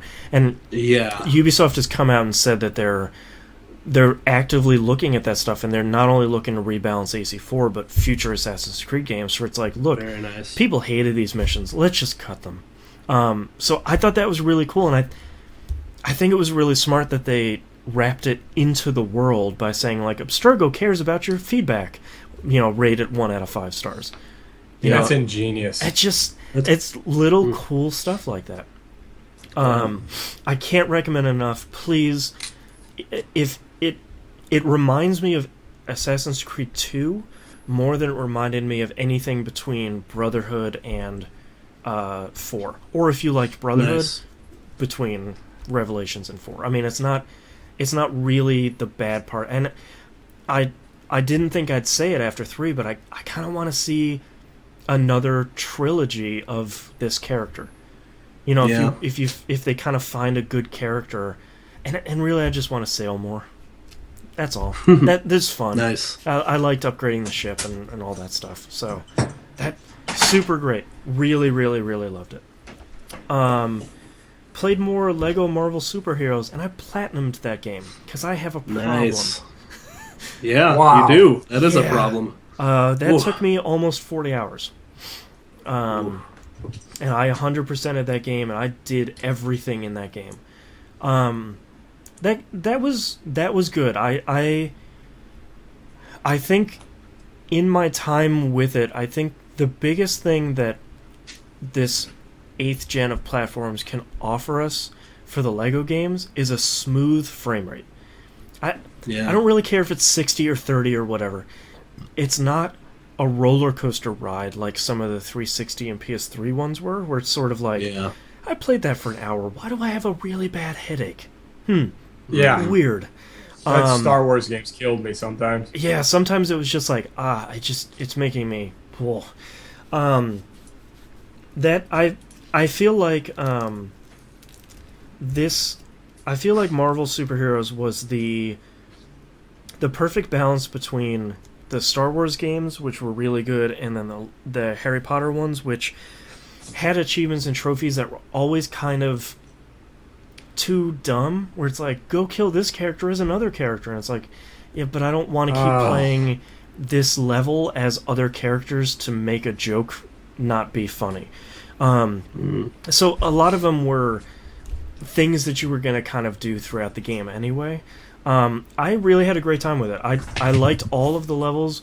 I really liked all of the side levels. They were kind of almost what if levels. Like, nice. What if Doctor Doom and Mysterio teamed up to clear out a level? You know, like, what if Spider-Man and the Hulk were fighting the Lizard?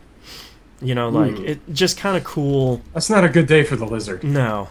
Just kind of cool, dumb jokes throughout the game. And the hub of Manhattan, I thought was really interesting, and there's so much stuff to do. So at the end of it, there was 115 characters, not counting their other costumes, and there were 250 gold bricks, the majority of which were in Manhattan. Wow. And it's just, a lot of them were really good, or a lot of them were really good Marvel jokes, some of which I kind of didn't even get. Where, you know, like, you're making, like, Heimdall is making some sort of joke, and then you unlock this flying vehicle after you do a bunch of missions with him. And it's like, okay, that would probably be pretty funny. Or, like, there's a trophy for flying Magnetomobile as him from the X Mansion, from Xavier's school, to the front of the Baxter building. And I feel like there's some, like, super deep Marvel dork joke there that, like, two people would be like, remember, guys, that was like in the 70s. That was pretty funny. But me, I'm just like, I do not remember the Magnetomobile. Or it's like some weird cartoon business. You know, like, there's all sorts of stuff in there. Like, Howard the Duck is a really great character. You get to play as Agent Coulson. Like, just a bunch of really great stuff that's in that game. There's seemingly 50 Iron Man costumes. It's just, it's really great. I mean, for a $50 game, I spent a good 40 hours with that and really, really, really enjoyed it. And now that's my second platinum trophy on a Sony platform. So I guess that says something. Started the new Phoenix Wright game. Cool. I finished the first case, which was really, really good. Still really wish they had subtitles on the anime cutscenes, which are really well done. And I really wish the volume on that was a little bit louder, but the 3DS XL speakers just kind of suck in general. I'm making my way through the second case right now. It's tough. I have a problem with Japanese games. I've always had a problem with them, and I think I'm just out of patience with them, where they can't stop from making a bad joke over and over and over again. And the one character, every character has spiky hair, because Japan. But one of the characters has spiky hair, and in a way that makes it look like he has horns. And he goes to this town, and they're all superstitious about Japanese mythological creatures. So each and every time a new character finds him, like, runs into him, they're making this same joke over and over again, that he's like a devil lawyer, or he has horns, or it's just, I was sick of it halfway through the first person making that joke, and now we're on, like, the third person making it. I'm just like, I just want to get to the courtroom. I don't want to investigate this stupid little town anymore. Let me just get to the point where I shout objection. That's all I really want. But even That's all we really want. like that's why I like the first cases of a lot of these games, because you're just right in the courtroom. You have all your evidence, and you're just presenting it, and you're just going through the game. Sometimes it gets to be a little bit too much at this point. So the other cast of characters. Oh, go ahead. I was gonna say, do you think that series has kind of overstayed its welcome at this point? Like it's never gonna match up to the magic it was playing the first couple of them. I don't think so, because I think each game has at least one case in it that's really, really great. And I hear in this one, it's the last one is just outstanding in building upon everything that the other games have done. I think I'm out of patience with Japanese storytelling when they're trying to make a joke, and I need them to kind of get over it and just kind of, in a game that typically has really great translations, I'm just kind of like snapping my way through it, where it's like, okay, all right, yep, you're gonna do this, all right, oh, here it came. So I don't know. It's good. So I haven't. That's not been the time I've been spending with my 3DS. I bought Pinball Arcade for PS4. Well, I didn't buy it. It's free to get, but I bought all of the Season 1 tables and Season 2. I bought all the tables that they have out. I don't even know. Whatever they have. Looks really good, doesn't it? That game is still really good.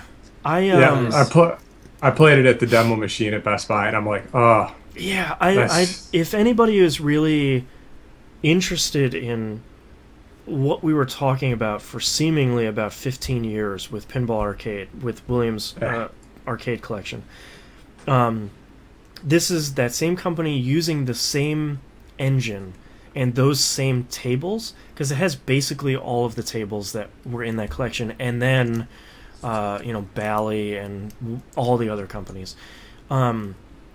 It's just so pitch perfect to those tables and to what makes pinball fun. They've managed to, again, distill it down to this digital format of playing a pinball machine in a way that Zen Pinball and Pinball FX is just missing that little something that every Pinball Arcade has. And every table feels different. That's what's crazy to me. Like, you can go and you can play Medieval Madness, which of course is in there, and if anybody hasn't played it, just go download that one table. And then you can go play something else like Funhouse, or you can go play like one of my favorites, Gorgar. And that one's rough.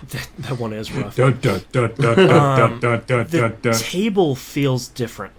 Like the ball feels different. Like it feels like a different table in a way that the real pinball table would. Like if you're going to play a brand new table, it's not going to be as fast as something like the Black Knight or Gorgar or something that's really old. It's going to be this fast table where it's going to be mostly sparse. Or you can go and you play Star Trek: The Next Generation, which has all this stuff on the table and all these screens and all this, it's got all this stuff to it, and it feels like such a different table than all the other ones. And I think that's where Farsight really, really excels, is managing to make each table feel like its own thing instead of their table format with a new skin slapped on top of it. Nice. I think it's got a lot to do with their tuning and actually making that ball feel like it's a little metal ball actually rolling across the surface. It's on that table. It's not, a collection of polygons. It's not sliding around. Yeah, it's not sliding. It has something. And it bounces. Yep. And that's the thing that I think sets us apart from the other pinball games, is that if you hit a ramp too fast, you'll actually hear that ball hit the glass on the surface. Mm-hmm. And you're like, this thing feels real. Yeah. I can't recommend it enough. Even if you go in there and it's the package is free to download, and I think you get like 1 or 2 tables out of the package. Just go get that and go get Medieval Madness and spend some time learning how to play that table specifically, and then just start buying the other tables.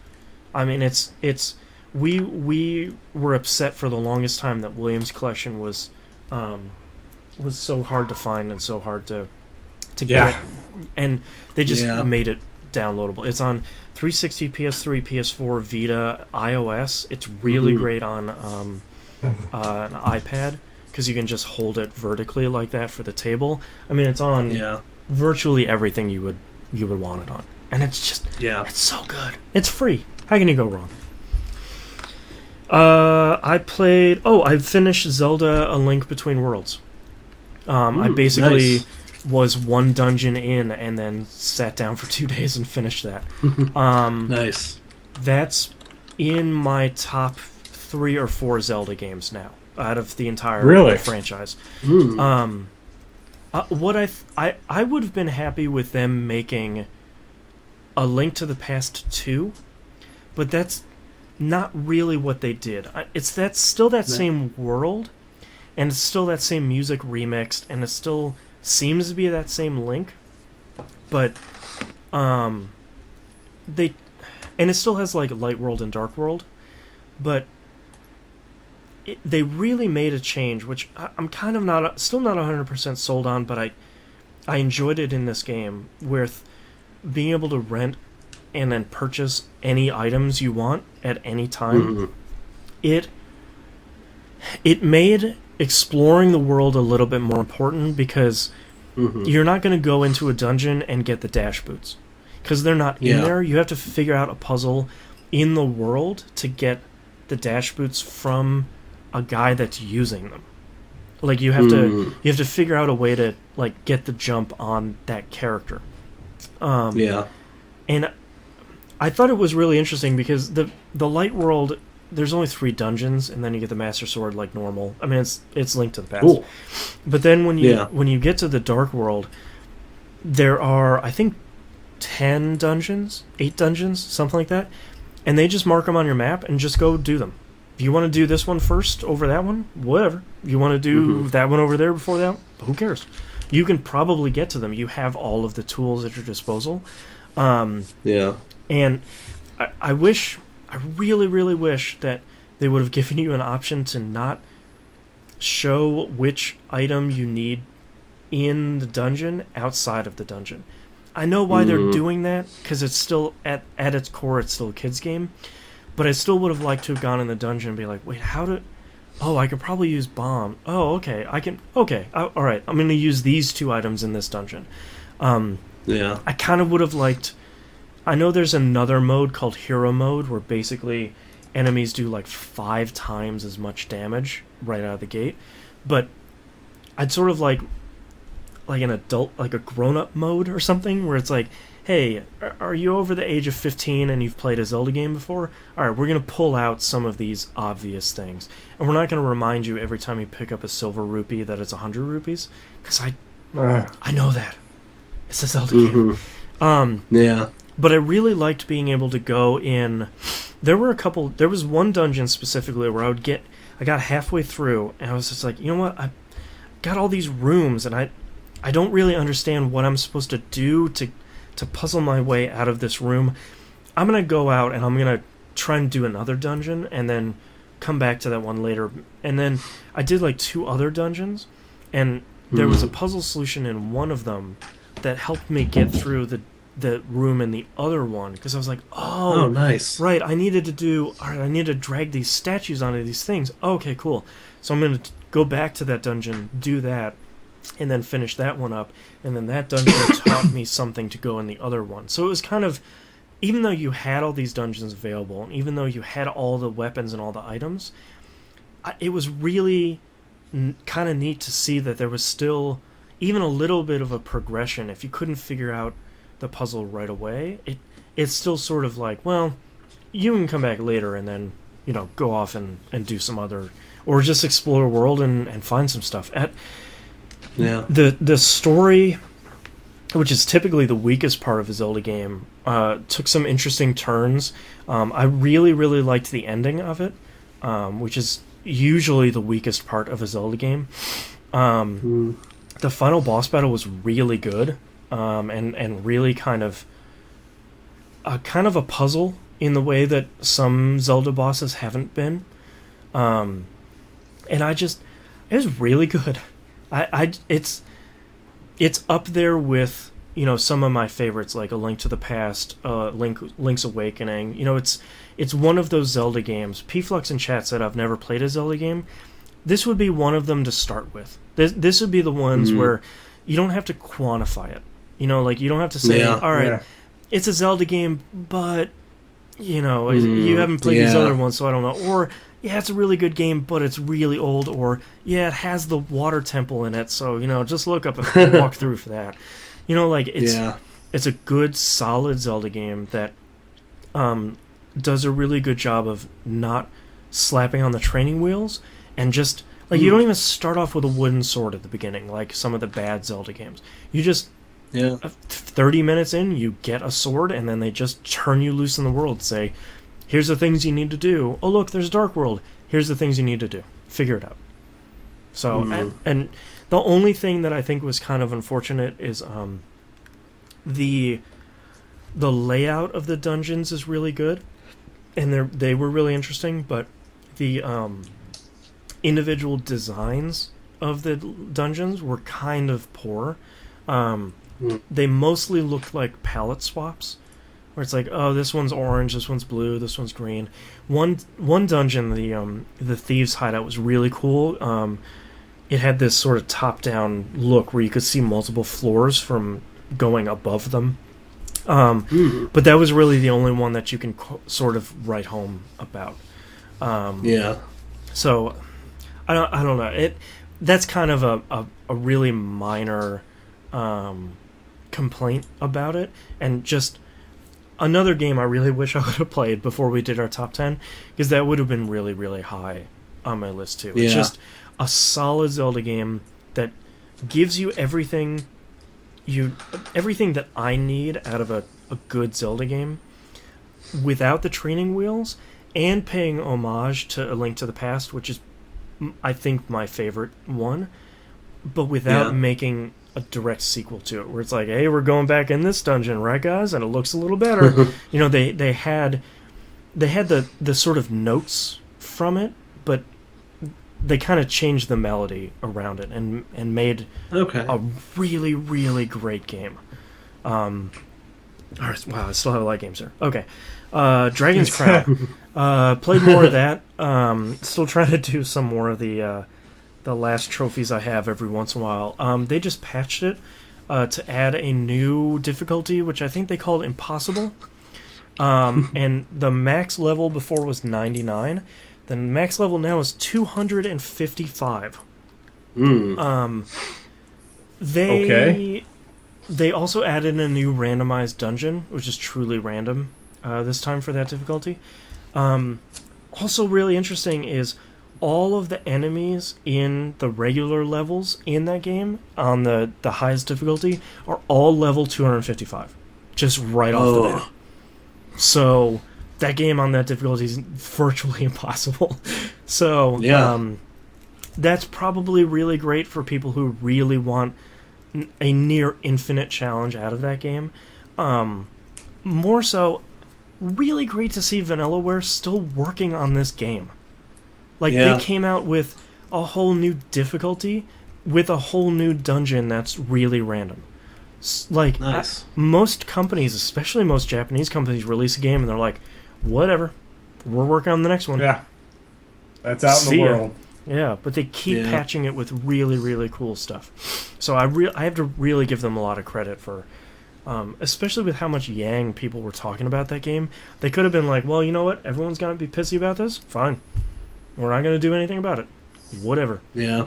But kind of nice to see them continue to be paying attention to that game. Peggle 2. Finished that. That was too short. That was way too short. Not nearly enough content in that game for that huge price. I think it's 15. That was 12. It's too much. It's $10. You could maybe talk me into it, but my primary draw for a Peggle game is not the challenges and all this other stuff. My main draw is the individual levels themselves and then the multiplayer, which I'm fairly sure they haven't patched multiplayer in yet. Yeah, you can play multiplayer. Oh, they did? Okay, sweet. Yeah, actually, you can play it right from the get-go, apparently. Peggle 2? Yeah, They no said problem, they didn't like have right that after in there. that show. Yeah, they said they didn't have that in there, so I don't. Who knows at this point? But the number of Peggle Masters or whatever stupid thing they call them, not nearly enough of those. Probably could have used like 3 more with 10 If they'd levels have each. added those to the old roster, I think it'd have been okay. Oh, that would have been fine. Yeah, it just there's something like we talked about before we went on the break. There's something missing in Peggle 2, and I don't know what it is, and I can't put my finger on it, and I don't want to spend more time trying to figure that out. Because I just the game has just turned me off completely in a way that I can't really explain. It's surprising too. It really was. Yeah. It's I really went back and played disappointing. Peggle. I got in a bunch of peg parties, and I don't think we got the same Peggle Master more than twice, and we played like 30 rounds. Yeah. Whereas when I was playing with Seven Hender, it was like we would get the same one over and over It's again. always Jeff. Yeah, I don't know. PopCap needs to do something. They've had 2 misses here in a row with Plants vs. Zombies 2 and then this. I don't know.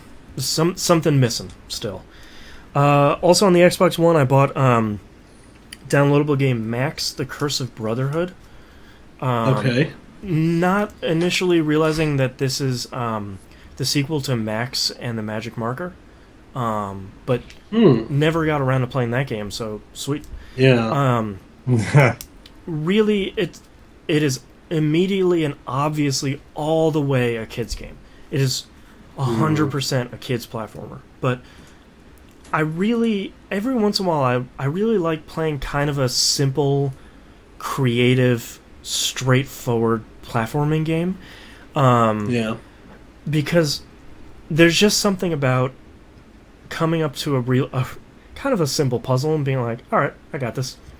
And being able to draw platforms and race them and like draw vines and kind of draw these water spouts around the environment using this marker that the character uses, it's just kind of fun. It's just there's something about it where it's just they're not trying to tell a story, they're not trying to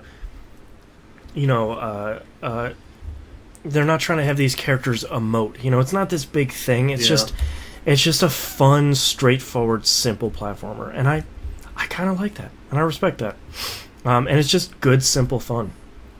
My girlfriend and I co-opted all the way through Tiny Brains on the PS4. That game was surprisingly really, really, really good. Nice. I feel like they didn't get the marketing out about what it is, but it's... I have never even heard of it. Okay, so Tiny Brains is kind of cool. Basically, it's a 1 to 4 player game, and you have couch co-op as well for 1 to 4 players, and we played this couch co-op between the 2 of us. It is, if you kind of, it's a puzzle game. It's a co-op puzzle game that is sort of, it reminds me the most of Portal 2's co-op, where but instead of each person having 2 portals, each person has their own individual power. Like, and it's all these like messed up animals that have like they've clearly been there's this mad Russian scientist that's been experimenting on them, and it's not like a Sarah McLachlan ASPCA commercial or anything. It's fun. It's a lot more fun. But there's a lot of stuff like one animal swaps places with something that they're selecting. One builds these blocks that are ice. One pulls stuff. One pushes stuff. So it's all of these puzzles surrounding. It's a lot of stuff where it's just one room, typically. And you go into this room and you're like, all right, I've got this switch, and I've got these gates, and I've got this thing over here, and all right, we've got this power. So sometimes it would be, we're sitting there saying like, all right, if I'm the blue guy and then you're the purple, if we can do this over here, and then like kind of, and it's just enough.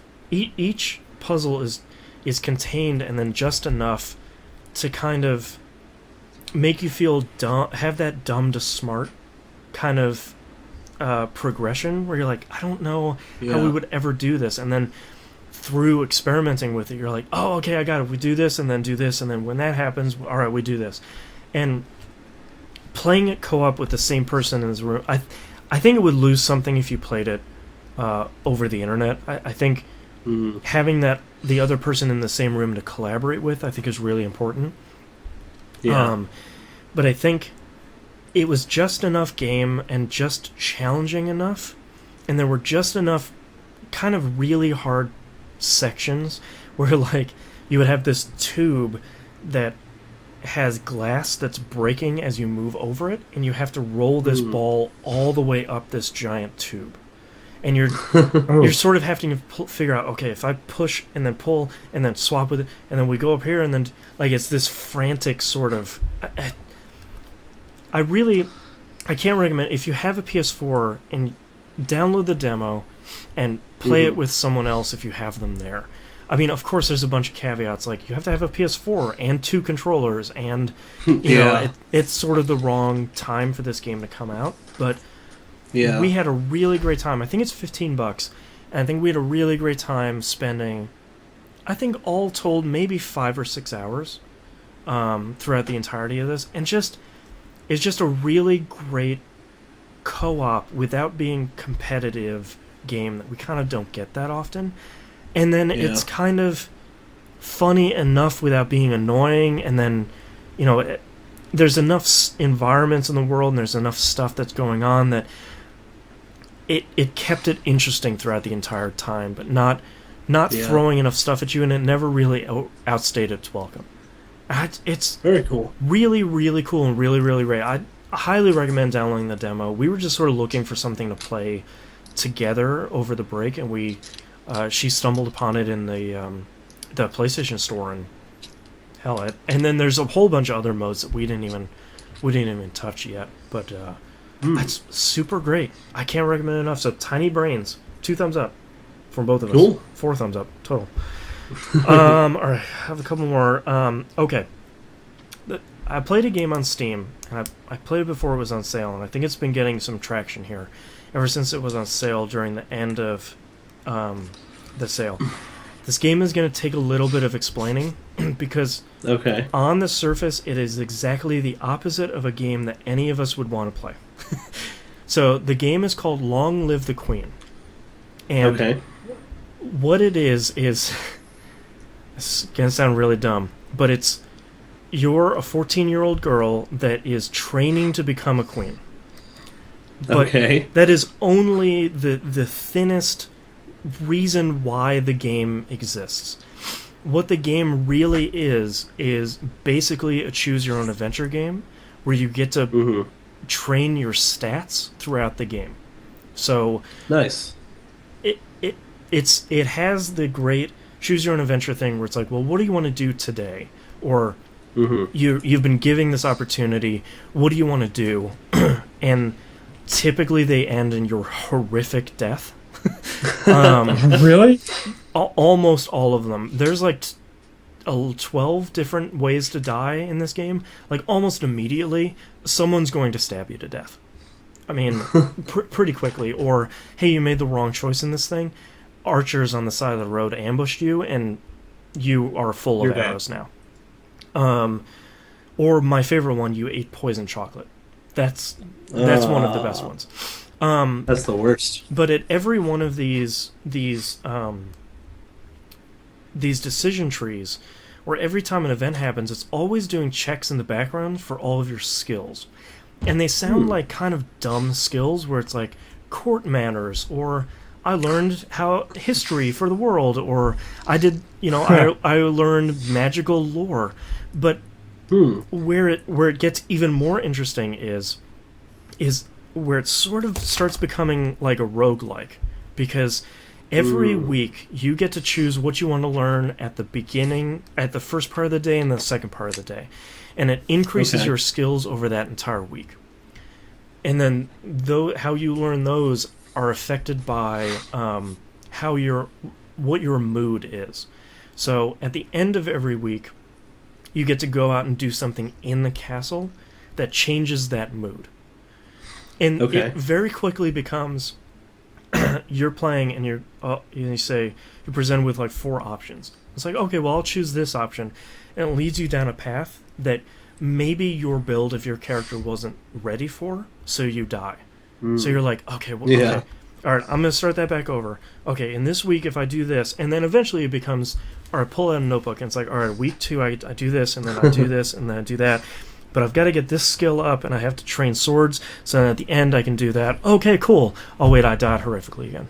Okay, so let me write that down. All right, so if I do this, and then it becomes a really engaging choose-your-own-adventure story at that point, because the best part of choose-your-own-adventure is, all right, let me go back. All right, how do I not die? Oh, well, they all ended. Yeah. Okay. But then you get to affect what happens throughout that story. So maybe you're going towards a really bad ending, but either you've trained your skills up enough or you've sort of made the right decisions along the way that it just continues to branch and branch and branch and branch out. And for a game that has a lot of pink in it and is a story about training a princess to become the queen, I played it for probably about, I think, 15 hours in the span of about 3 days. Nice. Oh my gosh! Because you get in and you have a horrific death, and you're like, wow, okay, I really couldn't have screwed that up anymore. All right, let me take another path through here, and it just you start putting together the pieces in this game, and you're like, all right, well, if I train more on this, I can probably go do this, and then. But I really want to see this ending, and there's like 15 endings. How do I even do any of this stuff? And then how do I, you start having to find everything in this game. And I really took a chance on it, and I really suggest, if any of this sounds interesting to anyone, please take a chance on this game. It's great in a way that is really hard to explain why you should play a game when each of these... Like, you can go look up screenshots of this game, and you'll probably see, like, the death for an arrow, and it's this character, like, splayed out with an arrow through his back, sort of cartoony. It has, like, pink frills around this picture. And it's like... Yeah, no, I'm seeing this. It's pretty entertaining. Yeah, and it's sort of like, well, you died... But it's kind of tongue-in-cheek, where it's like, yeah, still keeping up appearances even at the end, But there's something about being in control of this choose-your-own-adventure book that you can't stop. And I've seen a whole bunch of endings at this point, and I've gotten a whole bunch of deaths, and they feed you in the game. There's a checklist, and there's a bunch of stuff in there where it's like they give you questions for how to get the achievements or the deaths, where it's like, have you run into a weird monster in the woods? And I was like, no. How do I even go to the wood? Like, how does this even... So now you have there's woods? Yeah, it's like now you sort of have to figure out, it's like, okay, well, how do I make these choices in this game to get to this thing? Oh, I died horrifically at that monster's hands. All right. Yeah. Let me figure out what I need to do to get away from that thing. So it's just, it keeps unfolding and unfolding and unfolding. And it sounds a little bit intimidating with all the systems in the game, but the developers really did a great job of putting together a really simple and straightforward tutorial that thankfully you can skip every other time you play the game. Nice. And then they make the systems really clear in the game, and they make it really easy for you to continually remind yourself how to play the game without like rerunning through a tutorial. So I can't recommend this game enough. This probably would have been my first honorable mention in 2013, if not like 8, 9, 10 in my list. It's Wow. an absolutely outstanding game, amazing writing, really great art, and just one of those games where you have to keep playing it. I sort of really wish they had a demo out, because I think it's like $10 to $12 on Steam or something like that. Yeah. And it's almost more than I'd kind of recommend people to take a chance, but I'm also sort of saying you kind of need to take the chance if it sounds even a little bit interesting. There's so much game there. There is a demo on their website if you look this up on Google. There you go. It's out for all 3 OSs. It's out for Windows, Mac, and Linux. Yeah, I was playing it on my Apple laptop. So Nice. great. And if you have a Steam machine, you can play it on there. Whatever. Absolutely. It's called Long Live the Queen. Sounds exactly opposite from a game that normally would be interesting for 3 dudes talking about video games on a podcast. But really, please just give it a shot. As long as it's engaging, I think anything's worth playing. Yeah. Yep. And hell, sure. if it has a demo, go check that out. Speaking of demos, I played the demo for Bravely Default that came out on the 2nd for 3DS. As if I wasn't sold on that game. It's good stuff. Really good. I think I've only played about an hour and a half of it total. What's really weird about it is the demo is in this small self-contained area and features content that's not in the full game at all. So it's weirdly exclusive content that, based on how far you get in the game and how much stuff you do, you carry over a bunch of bonuses into the full game from the demo.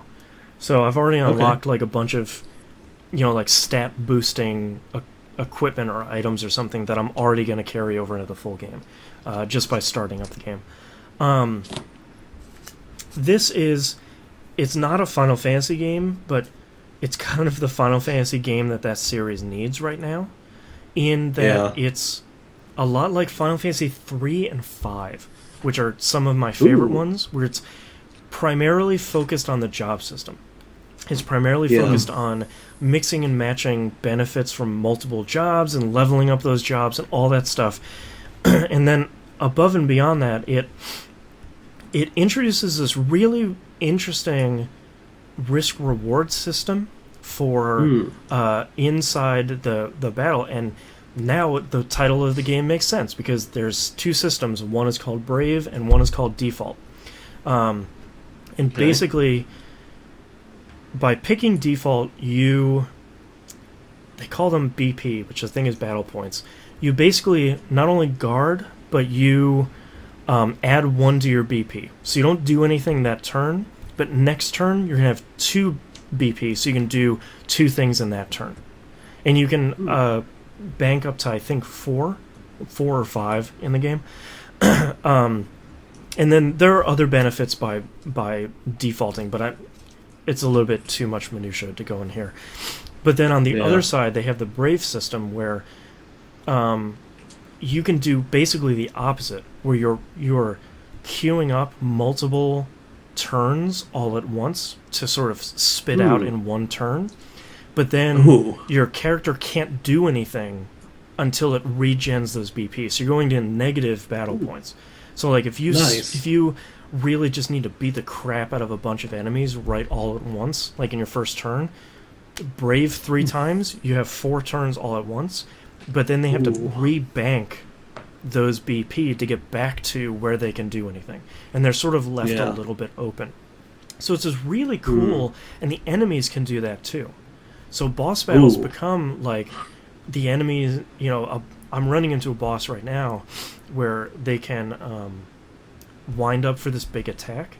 So you sort of want to get all this attack out and then default for a couple turns, and to not only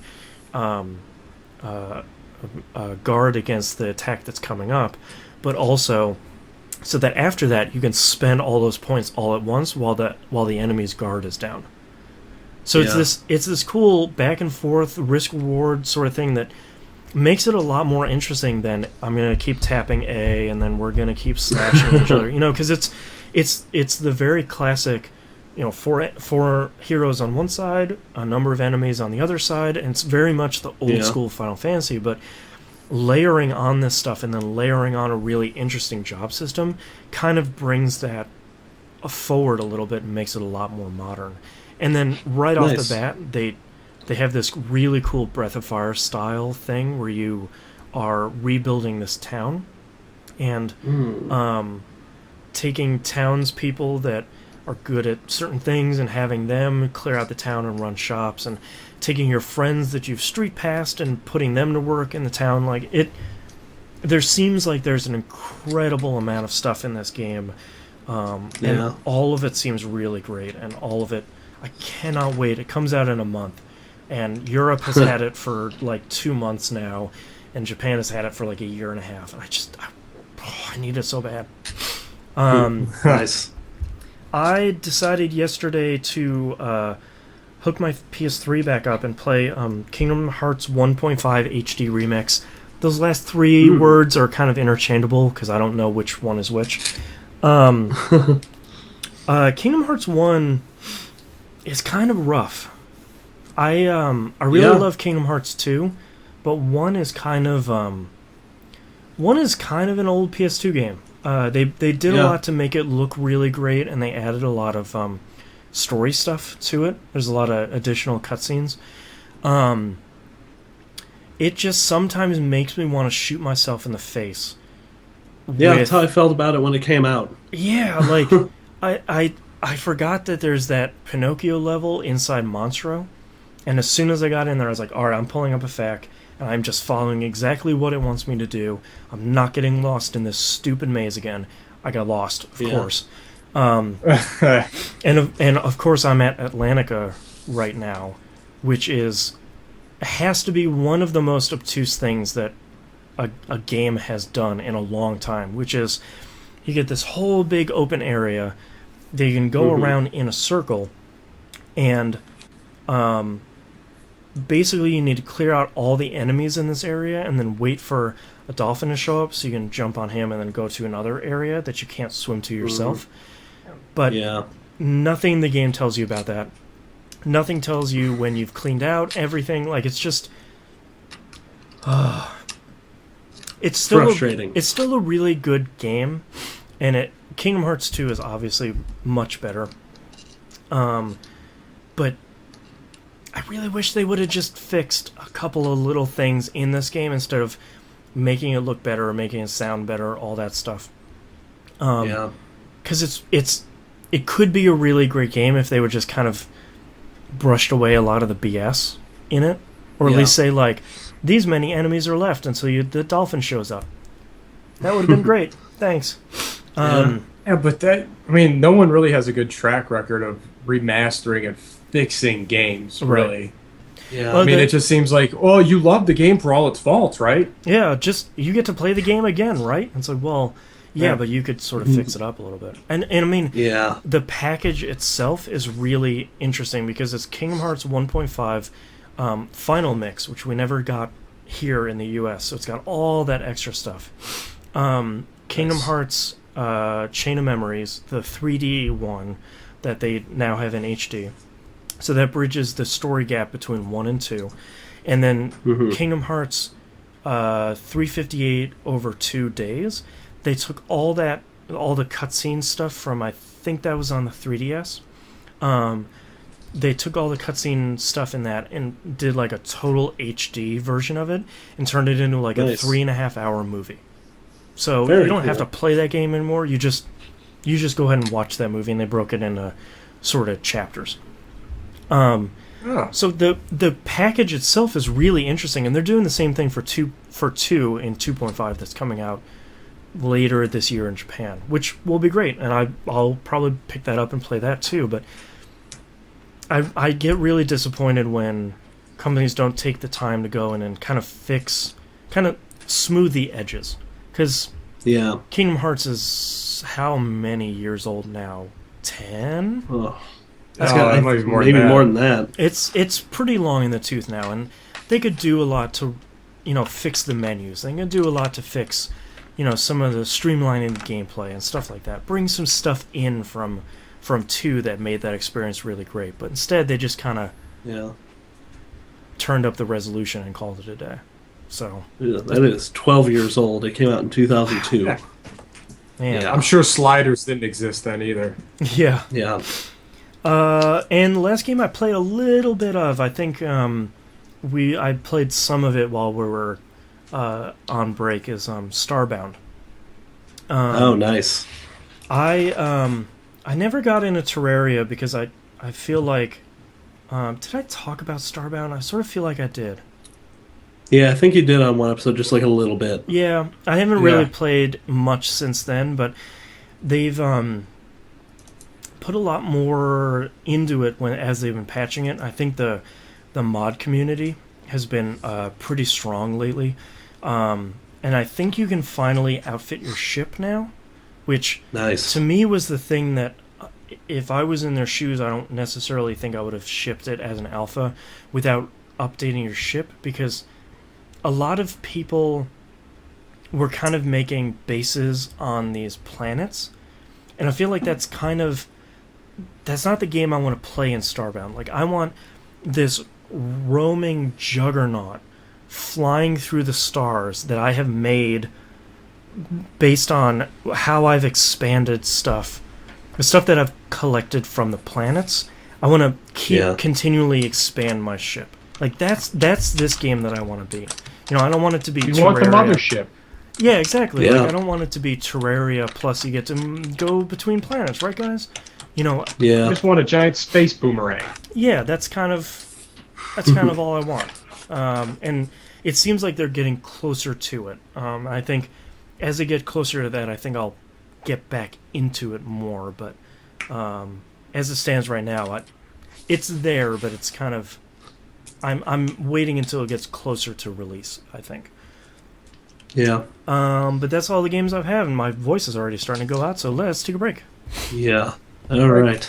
I'm gonna get some water. Cool. I use Yeah. bathroom.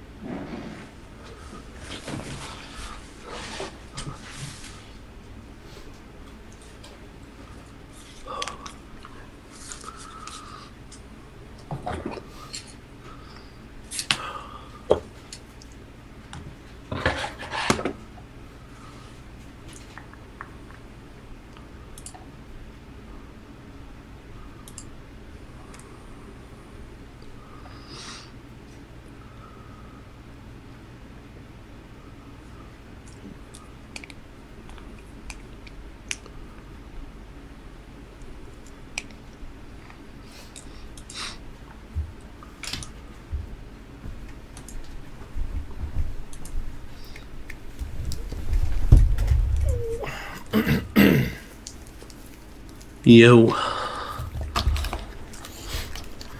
Okay. Oh, you're right. We really didn't need any padding, huh? No. Yeah, we're already at about 2 hours here.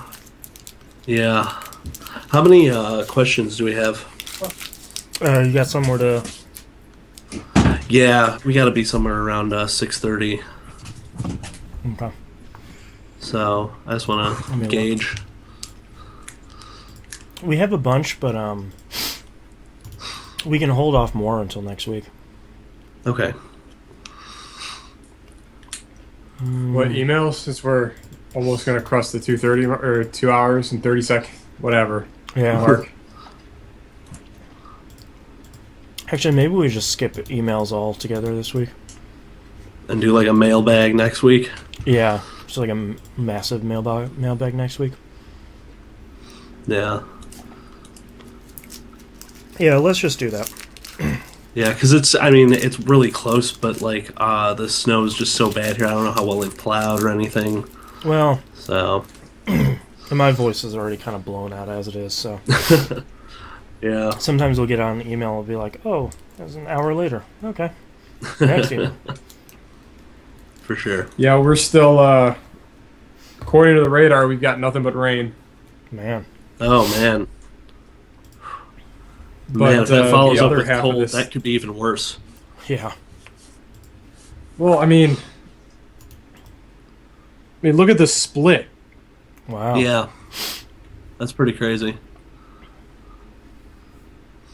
Yeah, I'm not going into the office tomorrow. Like it's gonna be way too cold downtown, Yeah. especially with the wind whipping off the river and the lake. Like supposedly the high tomorrow is gonna be 15 below. Jeez. Yeah, it's supposed to be negative something here too. Yeah. Should be fun. Alrighty. All right. Let's head into that next segment whenever you guys are ready.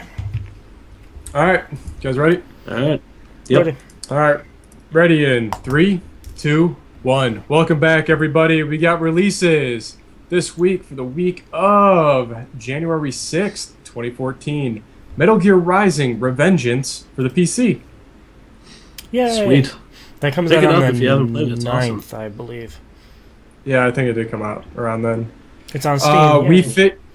Hey, We Fit You for the Wii U. Yeah, yeah. That almost sounds like Barney Rubble. Or no, We Fit not You? Barney Rubble.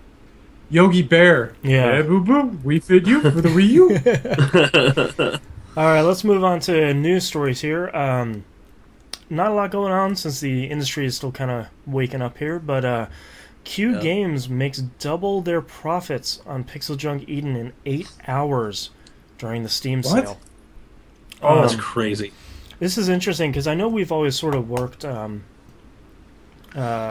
always sort of wondered about how Steam sales do for profits for companies, because it kind of seems crazy where it's like, this game's normally 40 but now it's 99 cents. Woo! Yeah. They had Pixel Junk Eden on sale for $1, which I think it's normally $5 or so. Yeah. And the game was listed at February 2012. During 8 hours, they doubled their profits on that game. So Wow. Steam sales are a good thing for pretty much everyone, it would seem, in some cases here. Yeah. So, man. Also good on Q Awesome. Games. I don't like Pixel Junk Eden, but, for $1, who cares? Yeah. Yeah, they're we do awesome. like Lumines. Yeah, Yeah. that's true. January Gonna games with gold. Knobs already talked about one of them, but we have Lara Croft and the Guardian of Light, which please go download. And if you have someone to play couch co-op with you, it's really, really, really good. Yeah. And the other one is a game you should be playing, Sleeping Dogs. Go download that. Yes. Everyone should play that game. Go play this game. That game is amazing. It's Like if really, I really could good. have, it would have been my game of the year for 2013, but it was a 2012 game, so it ended up being my game of last year. This year. There you go. I think I downloaded fantastic. Lara Croft on that first summer of arcade or whatever it was. Yeah, I think it Yeah. was like one of the first. Yeah. Oh, Summer of Arcade. Used to be good. Yeah. Are we? We're actually not going to take another break here or head to emails. We are at like 2.5 hours here, after talking about all of our stuff. So we're going to save all of our questions for next week. He's going to dump them all out then. Don't forget you can visit us at tvgp.tv or e1m1.com. Twitter at tvgp. Email us tvgpfans@gmail.com. I forget what the rest of them are. I'll turn them over to Knobs. Oh, it's over on the right-hand side of the page. There you go. Please don't forget to join the forums. Mark yourselves on the map. Join us for Monday Night Game Night, 10 p.m. EST. That is Left 4 Dead 2 on the 360. Also, Thursday Night Game Night, Steam Game Night. That is 10 p.m. as well. I have no idea what's coming up in a rotation, so maybe I'll see There's a you. thread for it on the forums right now. I think it sort of lapsed during the holidays. So hopefully we'll get something going this Thursday. Get back on that. The TVGP Game Club game is Bulletstorm, and if you've got it on PC, be prepared to do some downloading. Yeah. Set some time aside. And like seriously, like if you can pick this game up used on like 360, just do that. But yeah, I'm looking forward to playing more of it. It's very enjoyable. And don't forget you can watch this show live every week now that we're back on our normal schedule at twitch.tv/E1M1 Network. That's every Sunday, 1 p.m. Pacific, 4 p.m. Eastern-ish. Thank you very much, everyone, for joining us, and we'll see you all next week. Laters. Peace. All right, titles. I don't have anything. I got a whole bunch. Anybody got any? Good. Nope. All right. Nope. I'll keep an eye on chat, see if we got any there. Let's see.